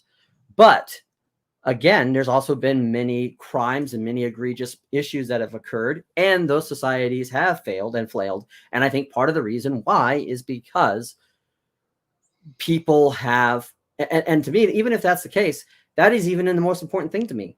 Because to me, what's more important is the egregious crimes that are committed against authentic Christianity in the name of some convoluted political movement, which tries to merge morality, Christianity, and ideology into one thing.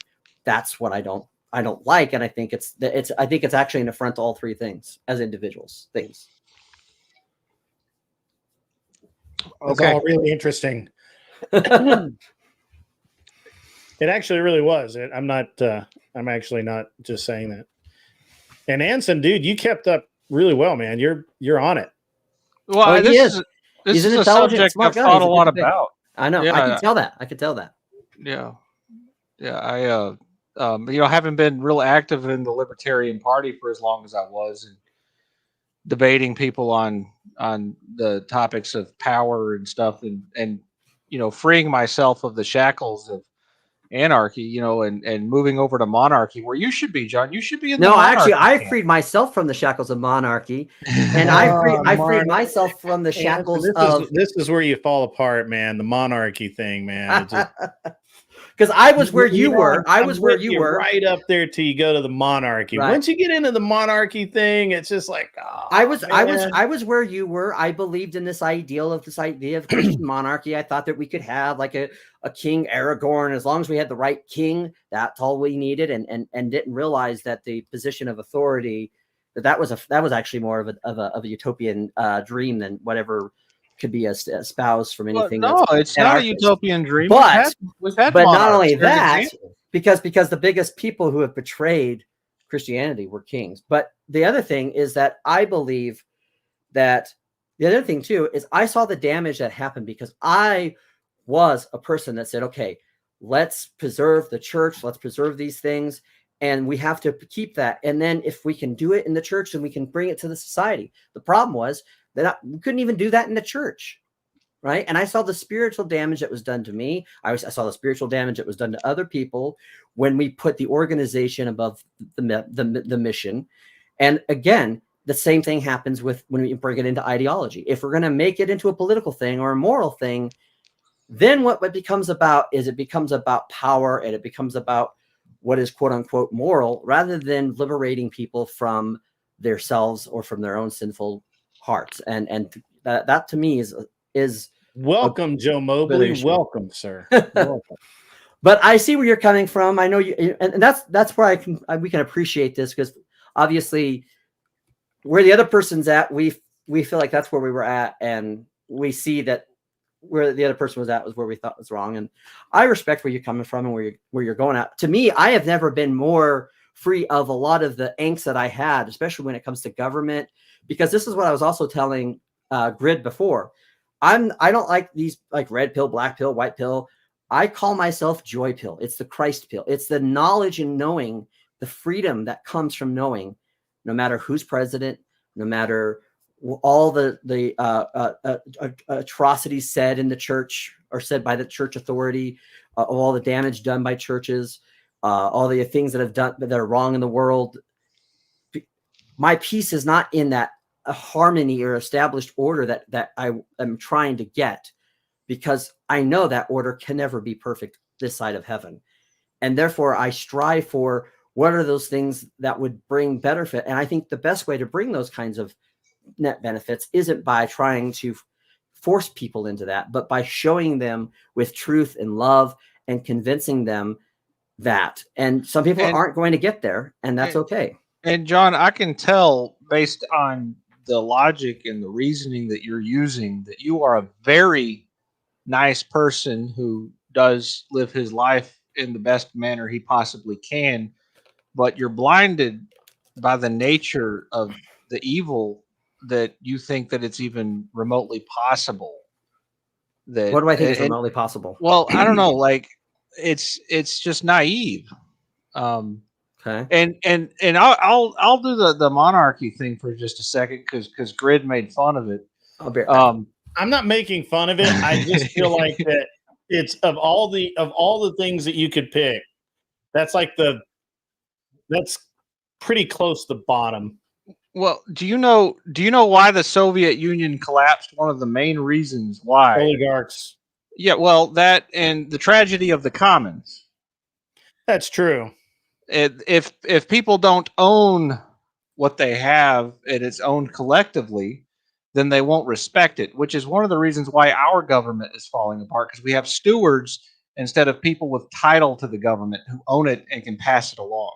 They don't care about it. You made this argument to me before, and I kind of reject a bunch of the premises based on, I think that people take care of things better when they own it, not the government owns it.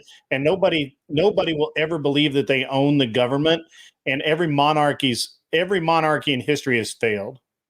So that's why I reject your premise. But I like it. I like listening to it. I just reject it. So yeah. Okay. Well, I'm not going to convince you, Grid. I want to talk about combing now. Let's comb some. You got any good combing videos? We can talk about combing. I know that you're recently what's the word I'm looking for? Rediscovering combing, but it's all good. Yeah.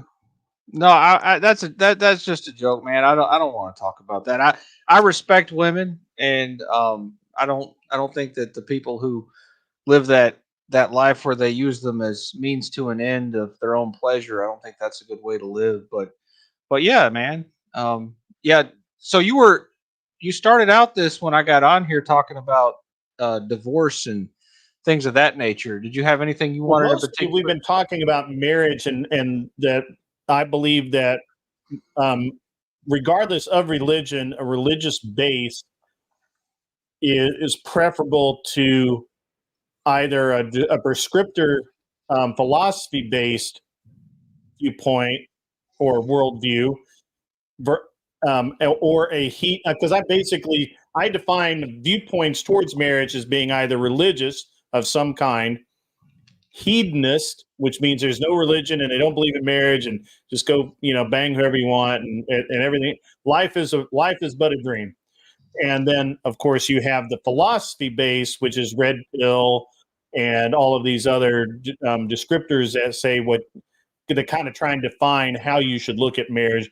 And we've got 60 years of self-help books telling women and men what marriage should be, when we've had, we have actual, definition in the Bible, which has, a much longer history of success. So that's kind of where I base this discussion from, is looking at and contrasting the different viewpoints. I have a hard time talking about hedonism because I'm not a hedonist. But the rest I feel like I was able to cover pretty well. Yeah. So what do you want to know about hedonism? Because I'm sure you lived your life for at least part of the time as a hedonist, where you just sought pleasure, didn't you? Yeah, but I still, even when I was acting as a hedonist, I still, in the back of my mind, was like, I'm going to go to hell for this. Yeah. So to be a true hedonist, you basically have to say, it doesn't matter. What I want to do is right, and that's it. There's no guilt, right? So I can't get there. I always felt the guilt, so to speak. That's that's my viewpoint. But I'll listen to anything, man. No, I mean, I've done the hedonist thing before, you know, as someone who was an atheist for over 25 years. You know, I just sought my own pleasure and didn't care about the consequences on other people. But I guess my first marriage was not the second one, but the first one was hedonist based. Okay. And we fell apart really quick. But seems to be the way it works. Yeah, and there was no fidelity and you know, no cohesiveness. The second one was a philosophy based, and that one was based on the philosophy of I guess feminism, because I was pretty much, you know, ambivalent about leaving the house and let her control everything for a very long time. And I was content with that until I realized that I didn't have any sense of self. And you know, I don't know. Yeah, I mean, the philosophy base doesn't work that well either, unless it's a philosophy that's grounded in something that is real, and feminism is not, because people can't be equal. Right. And that's what I ran into, is that equality is a myth. I missed up. Hang on, I got to get serious Shelby here. The Joe Mobley show question, John, what are your thoughts about Christians that say we should try our best to be obedient to the government? Well, that's a great question. The Bible tells us. John Mobley, come on up, buddy. Come on up. What that means, he tells us that you oblige that authority, in the sense that you don't reject that authority outright because you object authority on the principle of authority. But also he talks about what that means, also acknowledging that all authority comes from God, which means putting more trust in God. Now, that doesn't mean you give a blind eye to it. So a lot of people think that means, yeah, whatever the government says and does, you must believe in, you must accept, you must do. Even nationalists and even hardcore theocrats and whatever don't even ascribe to that mostly. But the problem is that the issue becomes the making an idol of government, which we have to not take the words of Christ to make an idol of government. Because if we extend to other things he talks about, especially when he's talking about understanding him as the authority, it means to trust in him. And I also go into Romans 13. We said this a little bit earlier about government is, and especially laws, are supposed to be are supposed to be a burden to the conscience of someone who wants to do wrong, not to someone that has already the ability and has the natural, because of their faith or some of their moral, to not oblige those things, and to actually try to live an uplifting, a decent and upwards life. But I believe there are many instances when government shouldn't be listened to, especially when it contradicts the word of God, when it tries to tell us things like murder is right, or when and it does it in multiple ways, where it tells us to not go to church because we're going to be afraid of getting sick or whatever, or that you can't protest out certain facilities where women are trying to get a certain procedure. And also, I think the other important thing too is authority for the sake of authority is authoritarianism, and that is not good or actual authentic authority. So But if we respect the authority of God, we put trust in him. And that means, yes, we don't outright try to rebel against that government. I don't try to outright rebel about against any authority that's over me. That does not mean that that authority is infallible, as some people like to think. It does not mean that authority is governmental authority the way the humans believe to be it is a good thing. In fact, we see in the Bible where when they were asking for the Israelites were asking God for a king, they were right about what they were saying about the judges because they were in wrong, but they were wanting a king for a different reason than what they were telling God. But God still gave them that king, and it doesn't mean that God wanted them to have that king. It does mean that God does sometimes let people have power over us, and that means even wickedness. And that's part of the reason why I espouse what I espouse, because I think part of the reason why I'm really weary of some of my friends in the Christian nationalism or even hardcore Christian conservatives are like, we got to fight back. We got to fight back. The Bible would tell us, do not fret for the wicked, though they prosper. Psalm 49 tells us this. And so if we're trying to make our own mechanisms of trying to fight back, again, that's not saying not do anything. It doesn't mean not participate. But the question comes, once you put fear in something else, you will respect it and obey it. No, it's not, Steph, but I love you, brother. So even if your government is doing things that are satanic and acting in a way that would infiltrate your own family because of the power of the government, you would be all right with that? Because I'm not all right with that. No. Okay, well then why aren't you rebelling against our government? Huh? I mean, I'm not rebelling against our government by anything or by any reason of the government in itself. I'm doing it merely because I'm respecting the authority of God and where he's placed me. Okay, so if everybody was Christian, then the government will be better? Nope, that's not what I'm saying. Because there's been Christian governments that have been bad. So it has, and even Christian church organizations that have done I thought you wrong. said those weren't true Christians, though. That's not what I said. You're misunderstanding my point. I thought you used the no true Scotsman argument. No, that's your thought, and now you're trying to do straw men, and that's okay. But that's not what I said. So okay, right. I misunderstood again. I'm sorry. Well, maybe you did, maybe you didn't. I don't know. Great discussion. What I do know is that this is the thing. This idea of, well, if someone's wrong, that they're not a true Christian. That's not what I'm saying. Now, does it mean they're reflecting truly what God is saying on some of the things that he says? That's fine. But I guess if you want to extend that policy, then anybody that's trying to espouse orthodox in any type of standardized orthodoxy is using a true Scotsman. And then you might as well just go back to atheism and use that as an argument for why you don't believe in God in the first place. Huh. That's interesting. Okay. Again, it's not that I don't have a problem with authority. It's that when authority it is worshipped for itself, or when it's trusted for itself outside of the authority of God.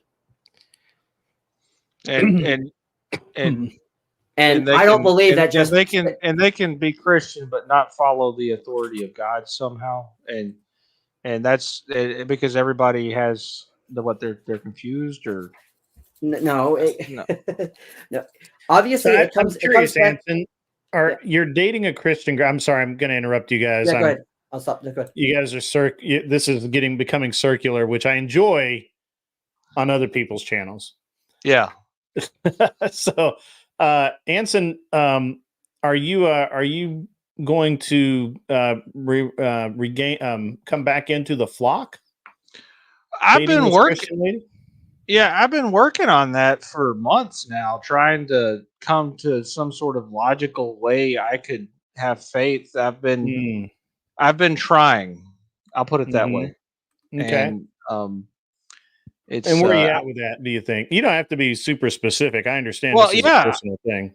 No, it's fine. I consider myself to be a Christian now, but that's only because I understood the falseness of atheism, and I don't know. That's a great way of putting that, Anson. The falseness of atheism.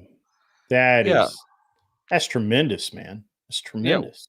Well, I had a lot of long conversations with people about it, and the orthodoxy, the way that I've been to Orthodox liturgy a few times, and I've been reading through the Orthodox Study Bible and trying to come to terms with the 25 plus years that I didn't believe, and Mm-hmm. the logical conclusions that I came to that refuted Christianity, but the arguments for why I can even come up with an objective reason why something is true, you can't arrive at a answer to that in any framework within atheism,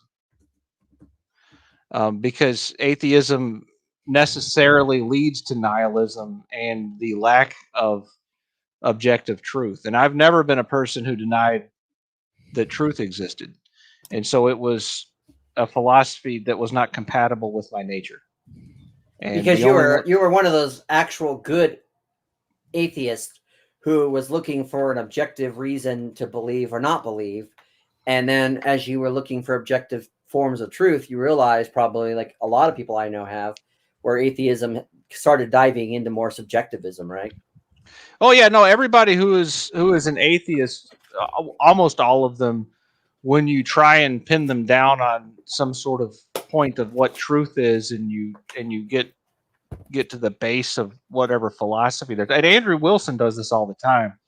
When you get to the base of it, it's always relativism, and you can't have an ethical structure within relativism. Right. It's By the not, way, it's the not Orthodox right. Study Bible, I highly recommend people get it. It is one of the best Bibles you could bet. Before we dive back in, guys, I got to read this from Joe Mobley show. We're experiencing the same judgment from God as in Isaiah 3, where God gives Jerusalem over to the foolish desires of their hearts to be ruled by women and children. That's a great observation and somewhat accurate, maybe more than accurate. So more than we would like to admit. I'm pretty, and by the way, thanks for the $10, Joe Mobley. I really appreciate it. You're a solid guy for sending that in. All right. Anson, with atheism, so I was obviously, of course, I've always there's never been a time where I didn't believe there was where I didn't believe there was a God. There's been times where I ignored God and I outright defied God, but I don't know that there was ever a time I just didn't believe it existed. So what normally this would have done TTS, guys. I'm sorry, but I'm on StreamYard tonight instead of Streamlabs, so we'll just make it work. Some guy sends in $20.01. How do you reconcile moral law, God, with ethics, moral relativism? We were just talking about that. Wouldn't God's law quickly devolve into moral relativism without an authority framework to arbitrate? You seem to be presupposing Christ as prevalent. That is pretty much exactly what Anson was talking about, so I will let him continue. I interrupted anyway. Well, no, it's fine, and that's where you get into the philosophical side of it and the transcendental argument for God and why it is that you think that what you think and how you can possibly think without there having been some sort of a mind in existence that allowed you to have the logic that you have that pre-exists the material. And that's something that I got into an argument with Chris Lestrange on about the origin of evolution that I still haven't completely come to terms with. So I don't have an answer to that. I tried to formulate a transcendental argument for evolution to explain the complexity through time that generated the mind portion that we evolved with, but I haven't reached a conclusion yet. But you're right, except for ethics aren't necessarily relative, because there is an ethical structure that is based in objective truth within Christianity, and I believe that also Stoicism, the philosophy that the Greeks came up with, that was very popular around the time of Christ, also had that attribute.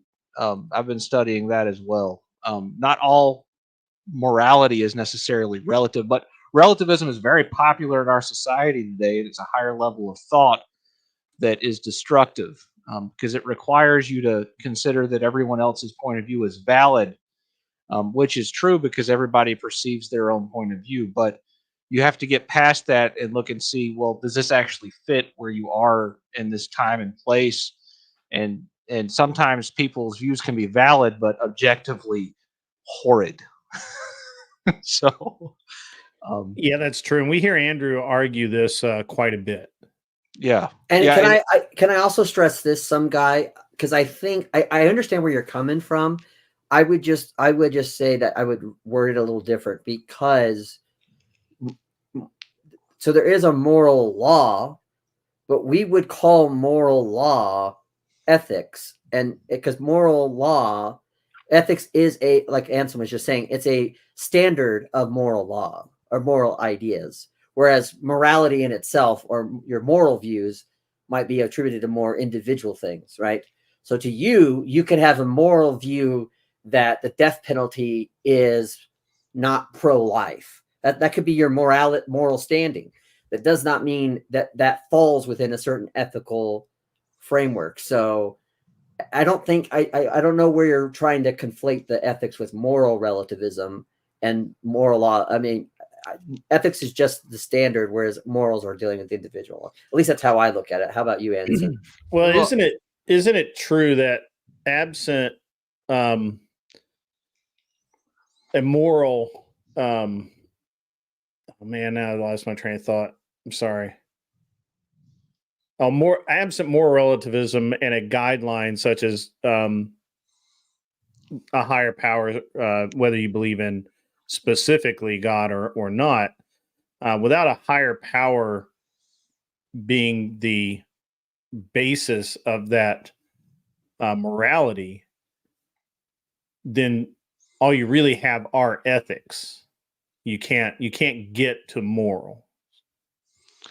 Well, and Because I've heard you say that. you say is anything that you say is moral, I can say, but I don't believe that. I believe that's immoral. Because you don't have an authority to, you do not, or not an authority. You don't have a basis for the morality that you're giving. Yeah, it all slides into utilitarianism and outcome based ethics, and instead of ethics that start from a position of what is right and wrong, you start from a position of I don't know. Let's choose the outcome that's best, and that's where you get into relativism and thinking, well, they're probably doing it because they think the outcome is best based on their situation. Yeah, I think Mobley answered this. You run into the is-ought problem. If there's no God, no moral lawgiver, you cannot bridge the gap between is and ought, and therefore it's just ethics at that point. And I could have great ethics, and you could say every one of my ethics was horrible and I was unethical 100%. So I guess where I'm coming at Which it is is how lawyers sleep at night, by the way. Just what in I'm case coming at it anybody's is wondering. this. So there are what we would call Christian ethics, meaning these are moral rules or moral objective truths or moral values that are attributed to being Christian. There are professional ethics, right? How you treat somebody in a professional setting.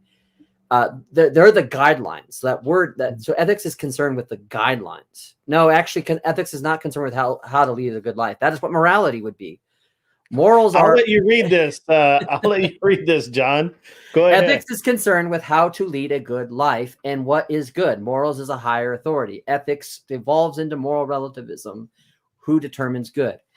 No, I would say, in my opinion, $5, buddy. Yeah, I appreciate thank you for it. Yeah, but I would say that morality is the more subjective term in theology used, whereas ethics does deal with a guideline. So, for example, if you're dealing with like professional ethics, you could say professional ethics would be this. Now, it's true that ethics tend to branch outside of just religion. That's true. And I would agree that the supreme moral truth of God is the supreme morality of everything else. But if we're just talking about the word from an epistemological sense, or if we're just talking about it from a real root definition, ethics is the set of principles on which something is moral, and morality is a subjective person's view of what morals are. If that makes sense.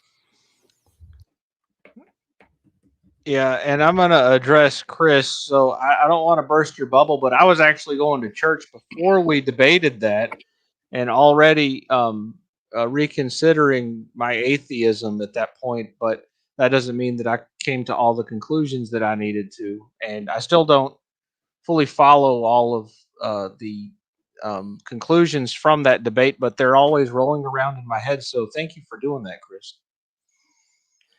Chris, you need to come up on the panel, man.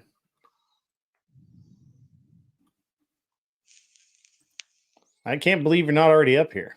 You or Stepfire, but either one of you guys would be great. Yeah, I agree. I like both of those guys, and I think they bring interesting perspectives. And well, this is all a matter of perspective, really. Yeah. And that's one of the reasons why this is I think it's an interesting I think these are always interesting topics no matter what.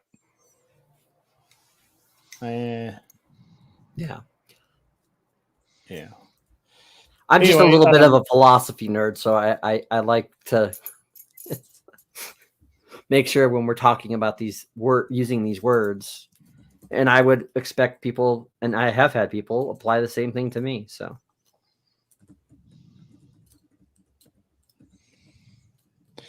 I would also say that ethics are something that are a objective thing that have been determined, or subjectively. They can be subjectively determined based on certain views, but that they are kind of held universally as standards rather than individual views or values. All right. I have some you get some. That's a good thing about having me. You'll get some super chats. There you go. Did I comment on Rob's channel like 30 minutes ago? Yes, I did. Rob Noor. I did do that. Some guy, $5.01. Morals are objective. Ethics are subjective. Morals come from God, i.e. 10 Commandments. That's what I said. Ethics are determined by man, a study of law. However, you're absolutely right about that, some guy. However, technically, God is the lawgiver, which makes morals finite, right? We can't break those because as God has handed down the law, in however, whichever form you wish to acknowledge that, that gives us the framework for morals. Ethics are determined by man, a study of law, which is exactly correct. Well, what about Christian ethics? For the $5 super chat. Exactly, there are Christian ethics. Yeah, there are Christian ethics. Ethics. So the way that I was taught the difference between ethics and morals is different than what you've been saying and what's on this super chat. Ethics are the rule book, right? And morals are how well you follow that rule book. And gotcha. You can be the author of your own ethical viewpoint. Yeah, your own moral structure, what you choose to follow, what ethical system you choose to follow. But there's a whole variety to choose from, depending on who you are and what your background is and what you want to do. That's the way that I was taught in my philosophy classes. So yeah, and that's why I was similarly taught that. I was also taught that the best way of looking at it is morality is, if you're going to have a moral system, if you're going to have any moral values or beliefs or ideas, your morals are usually based on an ethic system, and your morals are an indicator of how far or how much you truly do abide by those ethics. That's another way I've heard it said too. Yeah.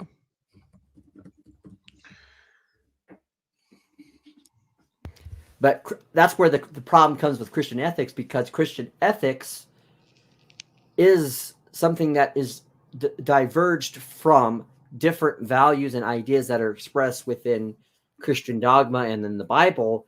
And those things don't necessarily just conflate with are necessarily the primary thing to look at with Christianity. They're a secondary thing. And that's what I think is important for a lot of people to understand. Welcome, some guy. Hello. Can you hear me? Yes, absolutely. Am I too loud or too quiet? No, you're fine. Perfect. You're good. You're good. Cool. Welcome. Up top, we have John MOSEMAN. He's the Christian anarchist. And below that, we have Anson, who is masquerading as WMD, my favorite bot tonight. Cool. And so that's and of course you have me. Pleasure to be here. Thank you for inviting me. Absolutely. I try and do callers every show. I don't always manage it, but I do try. Either way, I appreciate it. Okay, so basically what I'm trying to say is, like, ethics is the philosophical study of morality. So it's studying morality. So basically, when you study something, you interpret whatever that is. Where when I say morals are objective and ethics are subjective, that means that morality in itself, regardless of whatever religion you pursue or believe in, because, you know, Islam has their morality, Christianity has their morality, Judaism, and, you know, different sects, they all have their different morality. But that is an objective thing to each of those groups, where ethics is a study of that. And so basically the interpretation of what that morality is and how it applies to our culture. So that's why I say ethics devolves to moral relativism, because when you're studying morality as a whole, everybody has different morality. And so you come to a point where you have your good old democracy issue, which is why we're a constitutional republic, because we don't like democracy here. Democracy is when you have majority rule. So if the majority of people are interpreting Islam, for example, as to be the highest authority on ethics, well, then that now makes all other religions null and void, if that makes sense. So then it becomes more relativism, because whoever is the one that is in control is the one who's going to determine what ethics actually are. So power is what determines ethics? Yes, when it comes down to it. If you bring it to its basic form, yeah. So whether or not you have power doesn't mean that you're ethical. It just means that that's the structure in the culture within which you live, because the minds in the culture have adopted that structure, and all of the minds acting together are what form the culture. But that doesn't necessarily make the ethical structure the one that you as an individual follow. It's just the majority. That's an argument from, I guess, from appealing to the majority, that you're using to kind of splice together your thoughts there. I wouldn't say that's a logical fallacy, because what I'm saying is that so there is an objective truth. Okay, so I'll pose a question to you.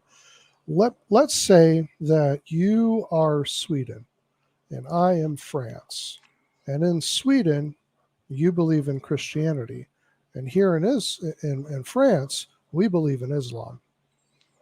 And so your ethics are based in Sweden on Christianity, and you've built your whole system around it and everything.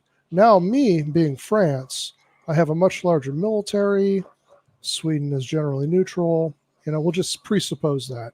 Please grant me that. And then I invade you. I absolutely destroy everything, the entire civilization. I enslave all of your people, and now I am in control. What are the ethics of Sweden now? Well, so ethics are just a structure, right? So you're saying that power dictates the outcome, which is true, which is why within the major religions there are fail safes put in place so that the people who adhere to the religions have a duty to spread the religion, and it's a power system, right?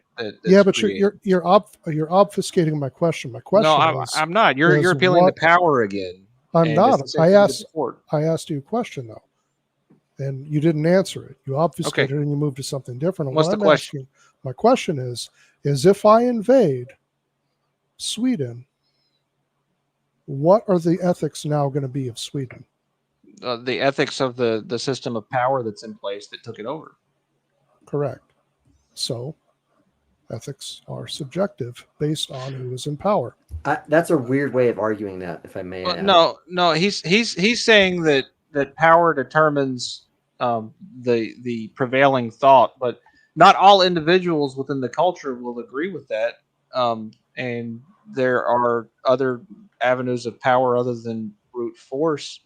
But yeah, you're absolutely right that power determines the outcome amongst humans when they're organizing. And I was arguing that before with John against anarchy, that you can't have a system that is devoid of power. And I was arguing against him that that's one of the reasons why that power is problematic, is because it does not make anything objective. It makes whatever is in power truth. And especially if it violates someone's conscience, or if it violates things that are objectively actually true, it can, because force will dictate that it does. Can I? And I just want to throw this out there. I don't know that if a country conquered another country and enslaved its citizens, if that would change the actual ethics of the citizenry. And we can see that as far back as, we can read about that in the Bible, with the Egyptians and the Hebrew slaves. We could also see that in current or relatively current historical things. I'll grant that position. I want it back to what we were talking about. I'll grant.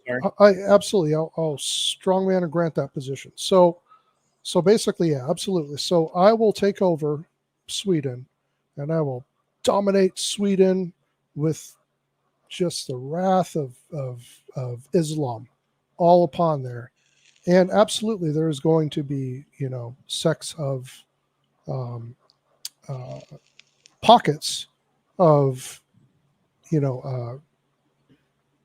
excuse me, there's going to be pockets of Christianity still left in Sweden. But what I'm talking about right now is the moral framework of the society, which is the argument I was making to the beginning of this, which is when whoever holds the most power devolves into the relative moral framework for wherever you're at. So and this also applies in the other case where if we have an Christian anarchist framework, and that's a presupposition that the majority is going to be Christians, and that we're going to be able to live in a Christian, like society, and somehow we'll make all that work. When the degens come in and take everything down, the moral framework is now going to be whoever has put that new moral framework in play. Because it's the framework of society, not the framework of, because I'm talking about framework of society, not the framework of the individual. You're confusing culture with moral, right? Yeah, so the conquering power imposes their culture. Right. Yeah. This is, and this is, I understand his viewpoint here. And to put it in modern times, the Muslims taking over France and the UK are supplanting the government there through their greater numbers. And to some degree, that changes the ethics of the government, because now that's based on their religion and not Christianity, and maybe some bad actors. Exactly.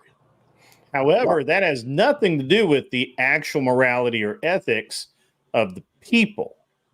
And I'm only concerned with individual ethics and morality. And I think that it's also hold on, John. I'm sorry. Yeah. Okay. I understand that John and Anson have been arguing for what might seem to be a system of government with Christian anarchy versus atheism and all of that, but they're really arguing for their personal viewpoint of life. John is a Christian anarchist. However, he operates within the confines of the government within which he lives. And this is one of the problems that I have with Muslims. Christians will tend to maintain their morality regardless of the form of government under which they live. So you can be a Christian in a communist country and still maintain your morality. You can be a Christian in any form of government that I'm aware of.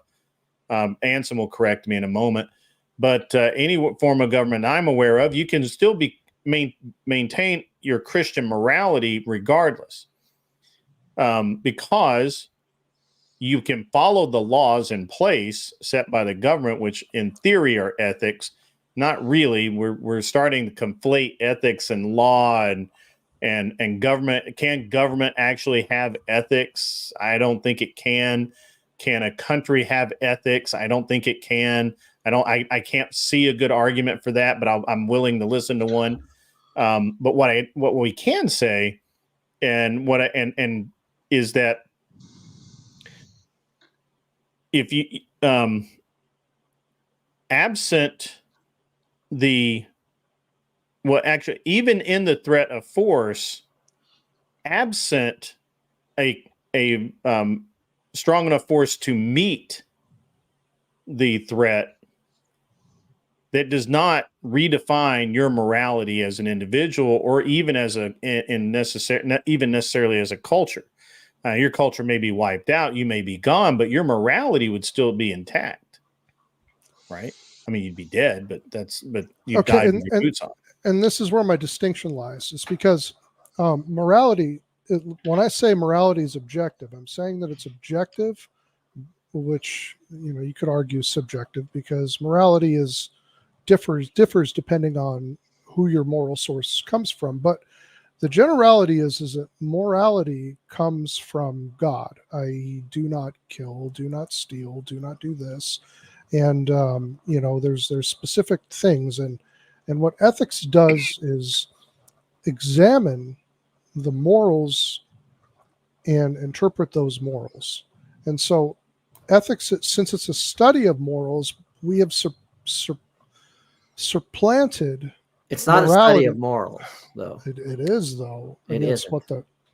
It isn't. So Plato did not think that, because ethics are a set of standards used to yes, there's an aspect of it that's used for studying, but it's meant to be a determination of what, and this is where I'm going to say where you're right. So, for example, ethics could talk about, you could have an ethics standard. There could be an ethical standard about it's good for people in a professional ethical standard to be honest. However, as an individual, what you think morally that honesty means is going to be different. So you can actually have subjectivity with morality. So obviously, there are certain standards of morality that deal with things like honesty from a biblical perspective that I would agree with you are objectively true. This is my question, because you just said something that's very interesting. You said our morals about not killing come from God, but didn't God command people to kill? Okay, so that's moving into like a a theological debate here on whether or not kill and murder are seen as different things. I'm not talking about that specifically. I'm talking about just the international. Okay, so for the sake of my argument, I'm referring to murder, not wartime taking of life. That's what I'm trying to get. That's what. Okay. Yeah. Okay. So gotcha. Is that? Yeah. Okay. Yeah. So that's where my position is coming from, and because we can get into the weeds with the other one, but I'm not really trying to do that. Really, basically, what I'm saying is that morals come from a God or theology, and then the culture adapts from that theology to whatever they are, and that's where the ethics are determined, right? So ethics is a study of that morality, and overall. I see what you're saying. I see what you're saying now. So what I'm saying is that's why ethics are very, very subjective, or morality is objective. Yes, overall, worldwide, yes, it's subjective. I think you're oversimplifying ethics a little bit, because ethics can be ethics doesn't have to be a study of the religious law or the theology, as you're pointing out. Ethics can be a study or based on any law. And not just law, but principles or guidelines. Yeah, philosophy. Yeah, ethics in and of themselves are pretty meaningless, and it's interesting that everyone tries to conflate them with morality. They do. Yep. And that's my own look. Now, this is my own personal slant, guys. I'm not. Mm-hmm. I'm not. No, you're good. You're good.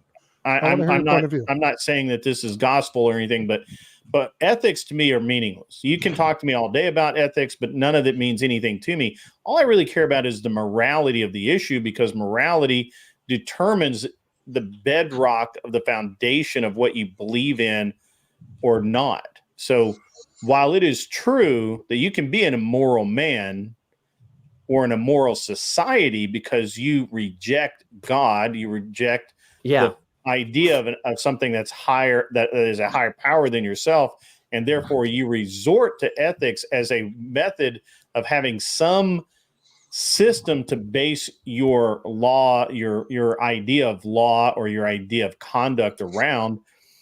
It's flawed and it'll never be fulfilling, and it's pretty irrelevant to anyone around you, because you can't explain it to anyone and you can't justify it in any meaningful way, in which I can't simply say, but I disagree. Okay. So Grid, what you're describing is an ethical structure known as deontology, where you start with the known, with the known right and wrong. Right, there is a right and there is a wrong, and you do the right thing based on your moral structure, based on the ethics that you abide by. Now, that doesn't make that's an ethical structure. That doesn't mean that utilitarianism, which is a different ethical structure, that is based on relativism and what is supposed to be your ability to forecast the future and know your outcome, right? So those are both ethical structures. Right. And your morality is how you abide by your by your ethical structure that you've decided to follow. Bingo. He just nailed it. And so in terms of the Greek philosophers, like some guy was referencing earlier, you don't arrive at the ethics part until after, as a Greek philosopher, you studied physics, you studied logic. Right. Because you have to understand the nature of the world to even begin to contemplate what the right and wrong is. And they were looking for a consistency in all those fields as well, Anson. Wouldn't you agree? Yeah. And that's one of the reasons why the people who wrote the Bible did such a good job of adding in a lot of what was Greek ethics at the time, because the people who wrote the Bible, a lot of them were well versed in what was a very constructive ethical system. And people wrote the Bible. Well, and people can have, like, for example, people could have a ethical standard of pragmatism, and that doesn't mean that pragmatism is morally right or wrong. Doesn't mean that in fact, I would say that most of the times, from a Christian viewpoint, if we're going to use Christian ethics as a standpoint, that it's combative, it's inorganic to what Christian ethics would argue for. However, someone could have a ethical standpoint, and their morality about how that applies could be based on a completely different one. In fact, that's when people start getting into issues like, and people use the word cognitive dissonance all the time in an incorrect manner, but that would be an example of a correct understanding of that, where your morals are in conflict with some of the things that you would find to be ethical, or something that would be an ethical standard for you to abide by. So if there's an ethical standard of go back to my other example of honesty, and you think it's okay, you say, yeah, I believe in the ethics of honesty and whatnot, but you at the same time also believe there's a legitimate reason for like telling a little white lie or not telling people all the truth, or believing that the government has a legitimate reason for not telling Americans what's some of these things that they have been classified. You may have a dissonance there of what you're considering honesty. It's the same issue, I think, with the death and life issue when it comes like death penalty, life penalty. And so a lot of times there's people will call that thing, and these become the thing. But as per what I'm trying to say, ethics is merely a set of rules to how you judge what those moral standards are. So if you have, for example, and there's a lot of different types of ethics. There's normative ethics, there's applied ethics, there's descriptive ethics, there's Christian ethics, there's behavioral ethics. And then the one that Anson just did, deontology, I think is what I would say. Those are examples of ethics. So there's a lot to unpack there, John. But I want to address grid 1 for just a moment here, because you were the one who was saying that was that you have trouble with people conflating the two. Is that right? Well, no, I think that many people conflate the two. I don't have trouble with it. It's irrelevant to me. Okay, yeah. So I guess what part of the reason why people conflate is, and one quick way easy way to put this into 4 words is you have morals are beliefs and ethics are character, right? Or how that character is determined based on those morals that people have. And so that's kind of where I was coming from with my argument. And I understand like the I understood your argument when you made it because of what's all you have to do is look at what's happening in France and England and the UK, but their morality is not changing, and their belief structure in and of itself is not changing. It's simply their government is changing because of the sheer numbers. They're electing people into office.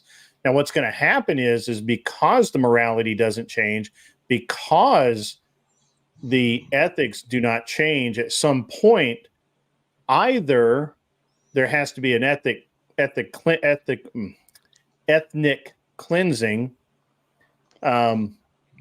because that's how Muslims do things, or they have to reclaim the position of governance, or they have to change the governance. One of the two, right?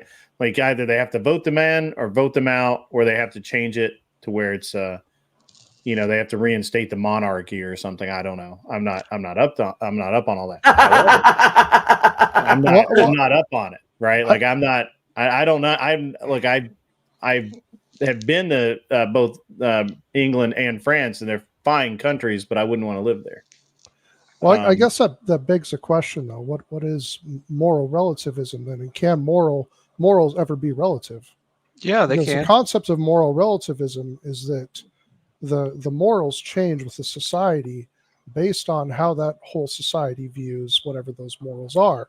And so if the whole society has been supplanted by Islam, the base morals of that society were to change, where your argument seems to me, and just not saying that it is it, but it seems like it's saying, well, that moral relativism doesn't exist. Well, so I think two things here, and then I'll let Anson correct me. First of all, I don't think we're talking about a displacement of morals let me rephrase. The morals themselves are not changing. The morals are what they are. They're morals, they don't change. You can be immoral. Furthermore, you can know you can have morality and still be immoral. These two things are not, they do not, they can both coexist in the same human.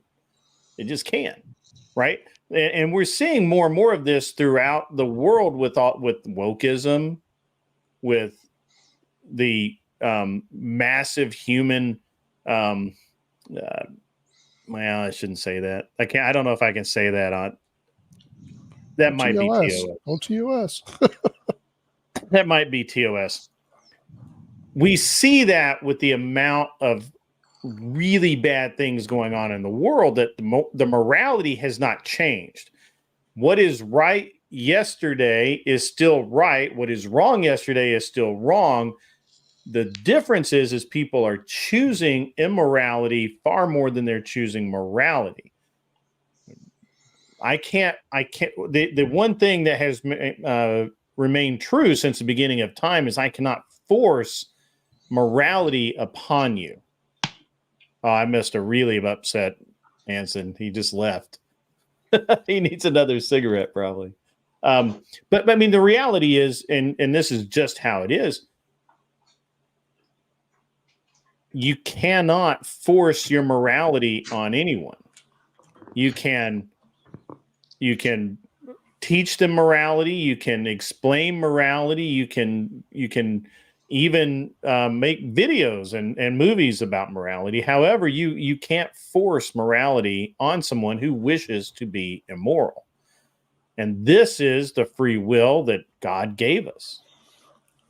And now Anson can correct me. Not all ethics are based in objective truth or the beginning point of what is right and wrong. And because your framework of what you understand, Grid, is that there is a right and there is a wrong, and it is known in advance. It colors your perception of the people who don't have that viewpoint of what morality and ethics are. And I think that some guy does a similar sort of dance because he, based on what I've heard him say so far, his ethical structure is based on objective truth. And for the many people that you watch, like on the whatever podcast, because I know you watch that, Grid, a lot of those women are caught up in the ethics of self-pleasure, self-actualization, me. That's the ethics of, I want an outcome that's good for me, and I'm going to live my life based on what that outcome is going to be. And so they don't have the same moral structure because they're not at the same level of thinking you are.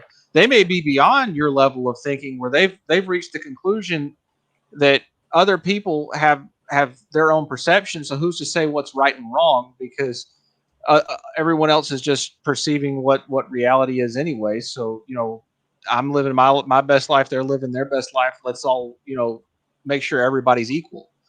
And they're stuck in that pattern because they don't have that objective moral framework, which is different than the subjective moral framework that some guy keeps on talking about as something coming from government for some reason, that in a top-down structure, whereas it's all a bunch of individuals in their own individual minds that determine what the culture is. And so I don't know. I don't know if that cleared anything up or not, but I guess I view it different than you do. And I don't have anything else to say on it. I'm not going to do word salad like John, so I'm going to stop. Well, we have John. He can do it himself. Oh, he might be asleep. No, just for that, I might just stay quiet about the whole damn thing. Damn. Because if you're going to compare me to Kamala, that's some.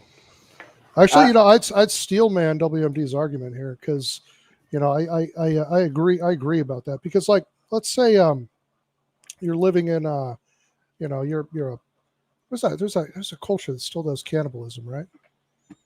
There are somewhere down in there's I think 3 or 4 left. Yeah, there's a few of them, right? Well, that's his argument is that arguing from objective truth, right? Which I totally understand because most of society agrees you should not kill and eat other people, right? We could say that's an objective truth, but that's not an objective truth to the cannibals. They have no object of that truth. They don't see that truth. They don't understand that truth, and it doesn't make any sense to them. They've been eating people for decades, man. They don't or centuries. They don't see they don't have the same morals as you do, right? And that's where the whole concept of moral relativism comes into play. Is that their morals are different than everybody else's, right? And so is my morals different from Islam or considering because American foundation is Christian, so we generally have Christian based morals in society here, but that doesn't mean it's going to be the same in every single case. I think what we can all agree on is that there is an objective morality, and that certain ethical standards are not to be conflated with objective morality. In that sense, I would agree 100% with, and I agree with a lot of the spirit of what you're saying here. I'm just trying to make sure we phrase it in the correct way that's said in an accurate way. I think the best example of looking at this is this. You may have a professional ethics standard, right? So for one of the examples is there's a good ethical standard of professionalism, which is that, you do your job right? And you do what you kind of enter into a contract with that company, and you do what they ask you to do, and they'll pay you in return. Okay. So let's say it's a corporation and they make you sign an NDA.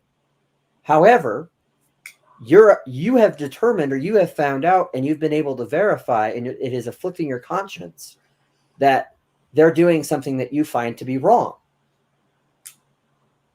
Now, in that sense, you are going to most likely, depending on the kind of person you are, you could very well actually violate those ethical standards to adhere to an objective thing that you think is moral, which would be to tell the truth or to tell people. Ethically, Edward Snowden is in the wrong, but morally, he is correct. He did the right thing. So those are, I think, are a good way of looking at those comparatively. Yeah, but moral based on who? On whose morals? And this is my base argument here is who determines morals, and that's where your ethics come from, is who determines the morals. I think you got that reversed, man. You just reversed everything you just said. No, I don't, man. Look, your ethics come from we were right there. Okay. Oh my goodness. Okay. Give me so 1 second, guys. Everybody get your mind straight. Give me 1 second. Let me read this. Arthur Daya, you can manipulate behavior to be moral by making laws with punishment by force. No, you can make your ethics. You can enforce your ethics, not morality. Laws are not moral. Laws aren't about morality. They're about ethics. That's why the study of law is a study of ethics. That's why nowhere in any legal well, I guess they do now, but they do now say immoral, but basically ethics is all about the law, and law has nothing to do with morality, as Mr. MOSEMAN so eloquently demonstrated moments ago. All right, everybody got your head straight? Can we back? We'll jump back into it, guys. Finish my point. What I'm saying is that okay, there's a very divided. It's a really good argument he made, was Edward Snowden thing. There's a very big divide on whether or not Snowden was right or Snowden was wrong. There's a very large part of the government who thinks that what Edward Snowden did was morally reprehensible, where there's also a very large portion of the United States and the government that wants to completely pardon Edward Snowden because they believe that what he did was morally correct. And that's where I would agree with you that it would be. People are coming from a different standard of morals. Exactly. That's what I was going to say. I would agree in that sense. You're absolutely right. There you will see a subjective standard of something like patriotism, right? Because one would say you're acting you're being a traitor by disclosing that information. Other people would say it's a greater act of patriotism. Yeah, it's a hero to actually tell the people of the nation what you've discovered. Yep. But so that is that I would definitely agree that is those things. Now, what I'm saying by his morality is that if he has a moral system based on something that may be in conflict with what the ethical standards are. Now, some people do have moral values that are subjective or that are not based on anything objective, or they maybe indirectly come from something objective, or don't so much stress the theological aspect, but when you examine it, right? And this is one of the issues that we have with atheists, right? Is that they're always trying to make for a lot of atheists that I've run into, they're one of the reasons why they are quote unquote atheists, from what they've told me, is because Christianity in their mind is immoral based on what they consider to be, or what they've seen to be, inconsistencies. For example, murder. The Bible says, "Thou shalt not murder." Okay, and they would say, "Well, then, but God murdered all those people. He had the Israelites murder all the people in Canaan to take Israel." So, like, I mean, or the Canaanites. So, like, they'll see that and say, if he's supposed to be morally righteous, how, and morally objective, and that's an immoral thing in my perspective, how could he be true? And then from that standard, the problem they will be what they would not be acknowledging is that they're seeing that as murder versus what we were saying earlier, which is killing. So because of that, because they don't see the objective aspect of what's being said and done in that moment, they struggle with it. And then they use that as an actual evidence or proof to try to make God or religion or Christianity or whatever immoral in their eyes. So that's one of those examples of how that plays into a lot of things. So it does determine, because they would say, well, I do believe murder is wrong. But where would they get that from? You wouldn't get it from a pure nihilistic, hedonistic outlook on life. Yeah, you could though. No, Okay, no, so, not really. Not authentically. You can't. So having been an atheist for a very long time, I can tell you that I just used the logic that I have to determine which moral structure had the best outcomes, and that was the one that I would follow. And so I was able very easily to just try and adopt the Christian ethical structure, because I saw that the outcome of Christianity was superior to the other outcomes. I tried Aristotelian ethics for a while. I tried other ethical structures to determine what would inform my morality, because you have to have an ethical structure in place to reference to know if your behavior is immoral, which is why I said some guy got it backwards earlier, because he was saying that morality is there and then there's ethics that happen, but it's actually flipped. It's reverse of that. okay, so hold on, I'm gonna get my thoughts together if somebody else has something, because I got a thought forming here.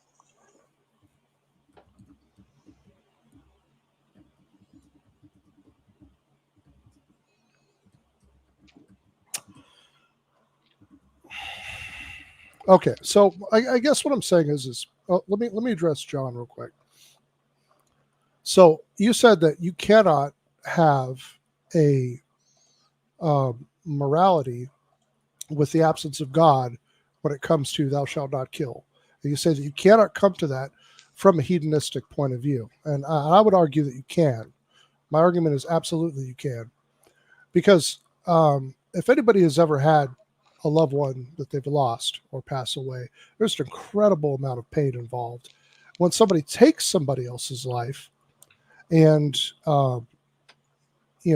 takes that person's life, and immediately all the family members and people around who love that person immediately devolve right into hatred towards the person that murdered them. And and let's say all systems removed, would go hunt that dude down and kill him.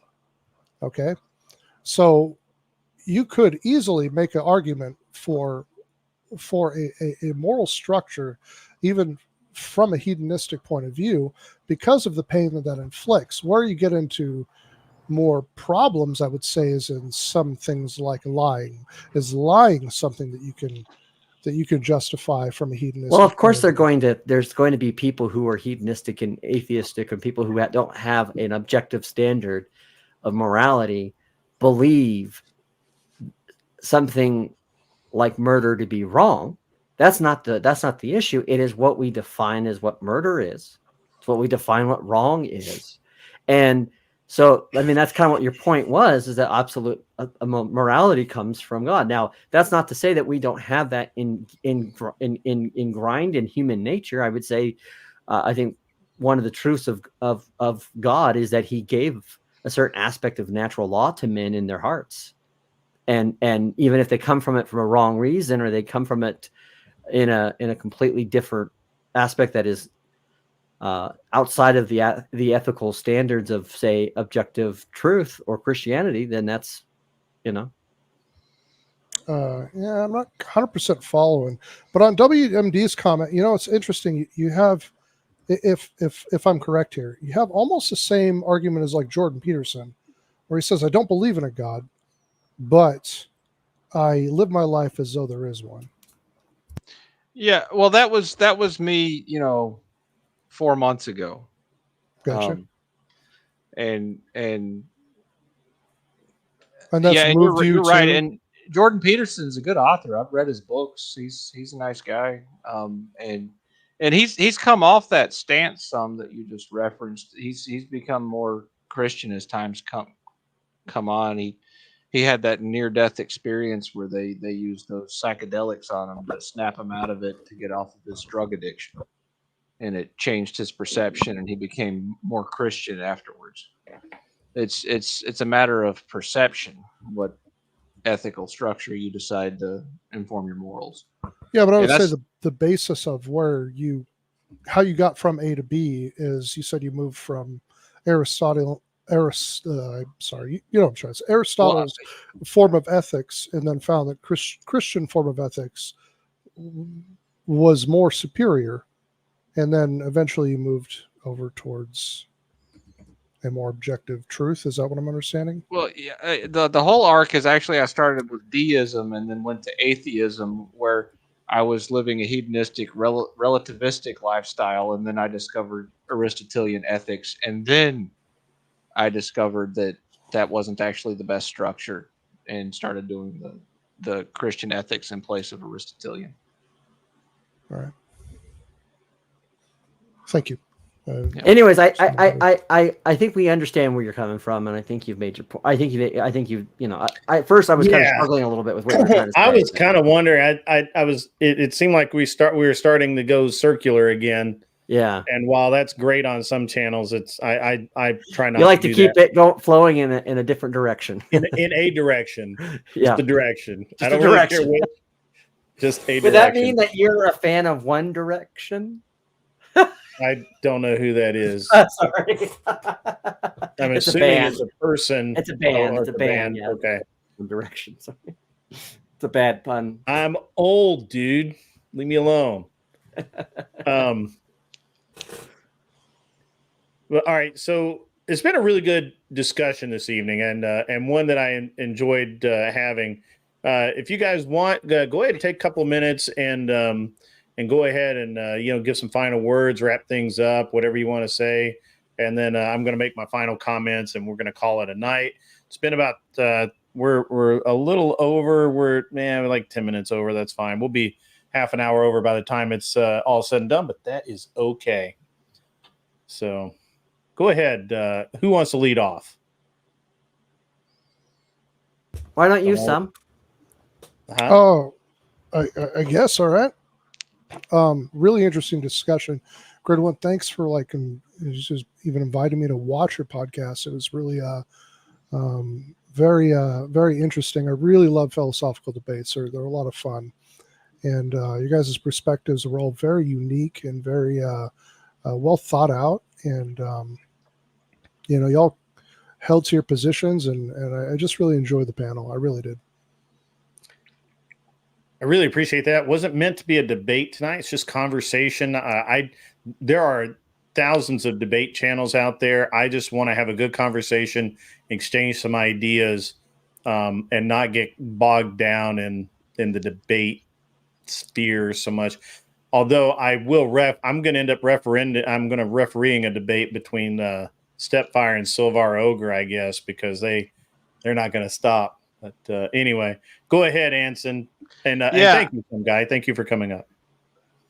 Yeah. So the best thing that you can do if you want to do something instead of talk about philosophy, which I prefer doing things instead of talking about things, is go to the Foundation for Applied Conservative Leadership and learn how to do conservative activism, or Young Americans for Liberty. They have Liberty Candidate Academies where you'll learn about the nature of power and the fact that you actually do have the ability to change the system of governance that we've been saddled with in the United States, that is an oligarchic, bureaucratic mess. And that's it. I really like your streams, Grid. They're a lot of fun, and I like poking you in the chat. And thanks for letting me up again, man. Absolutely, man. You guys have a great you have a great night, Anson. Pardon me. Always a pleasure to have you on. I know that when people see Anson's comments in the chat, and that sort of thing, you might think that he's a poorly read hillbilly, but there are no hills in Alabama, so he can't be a hillbilly. He's a redneck. But at any rate, he is actually really well read, and he's very well spoken, and I appreciate having him on every time he decides to come up. John, you're the last guy other than me. All right. Thanks again for having me on, Grid, and for giving me a platform and talking and having a good conversation. And even though I was getting some good pushback from Anson, I always appreciate people's feedback and thoughts. I believe metal sharpens metal, and that's always good. And I think it's always great when you have people who can give you a different perspective. I want to just kind of end with a thought. And I'll be kind of making an announcement. I will be doing some more stuff on my channel explaining Christian anarchism so people can kind of understand it, and I can give it a more nuanced thing. But obviously my computer the last month and a half has been kind of giving me fits, so it's difficult to try to always do that. But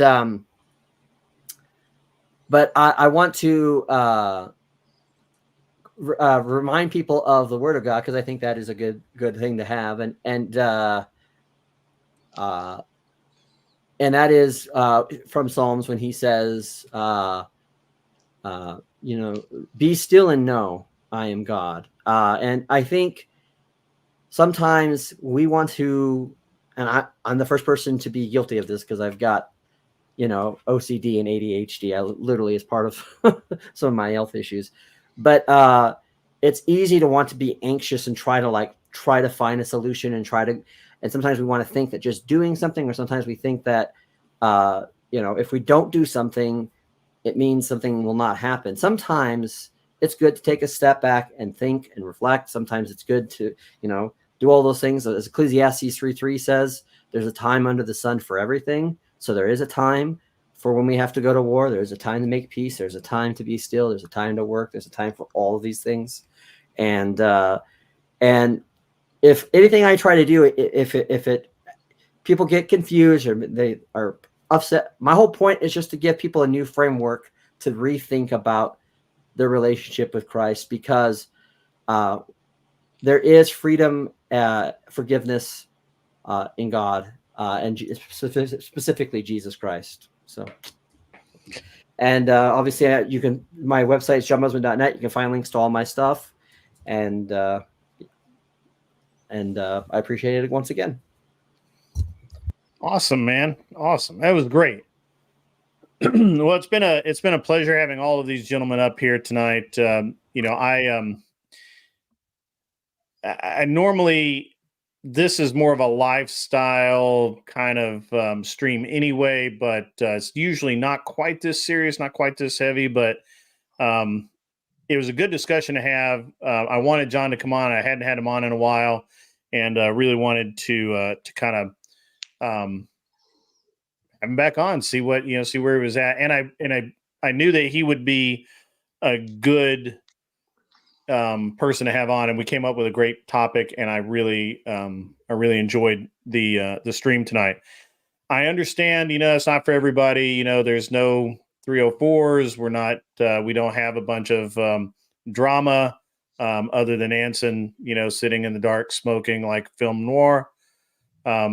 He's other than that, we don't really have a lot of drama, and I don't, I'm just not into that kind of thing. I really enjoy these kinds of discussions, and I really actually enjoy just kind of hosting these discussions. It's great for me just to listen to Anson and John and some guy talk about that. Although I do have to step in from time to time myself, just to keep it cool. Guys, I'm going to send you over to now that you've been all calm and we've had a great conversation and very high level intellectual stuff. I'm going to send you over to Glenn's stream. They're still going on talking about modern marriage or something like that. I don't really know. Making relationships work during today's gender wars. By the way, I kind of get tired of talking about the same subject over and over. Like, there's only so many times we can talk about hookers. There's only so many times we can talk about how bad women are and feminism and all of that. There's only so many times in a row that I can do that. That's why I really like to have varied discussions. I'm trying really hard to have more guests on like this. I'm trying to have Joe Mobley back on. We're trying to make that work on our schedule. And then, of course, if you saw Joe Mobley on last time, you would have seen the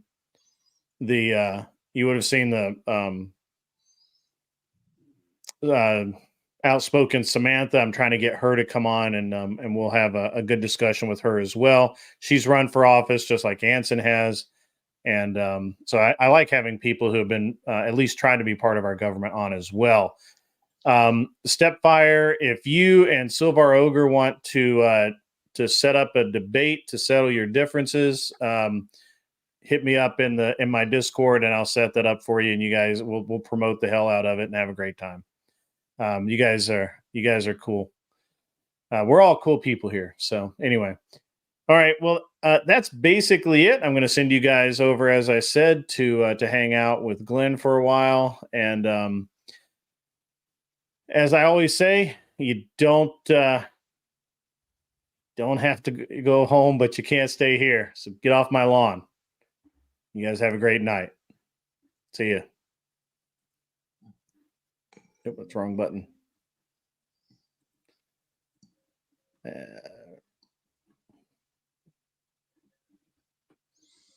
See, that's what happens when I start using software that I'm not used to again.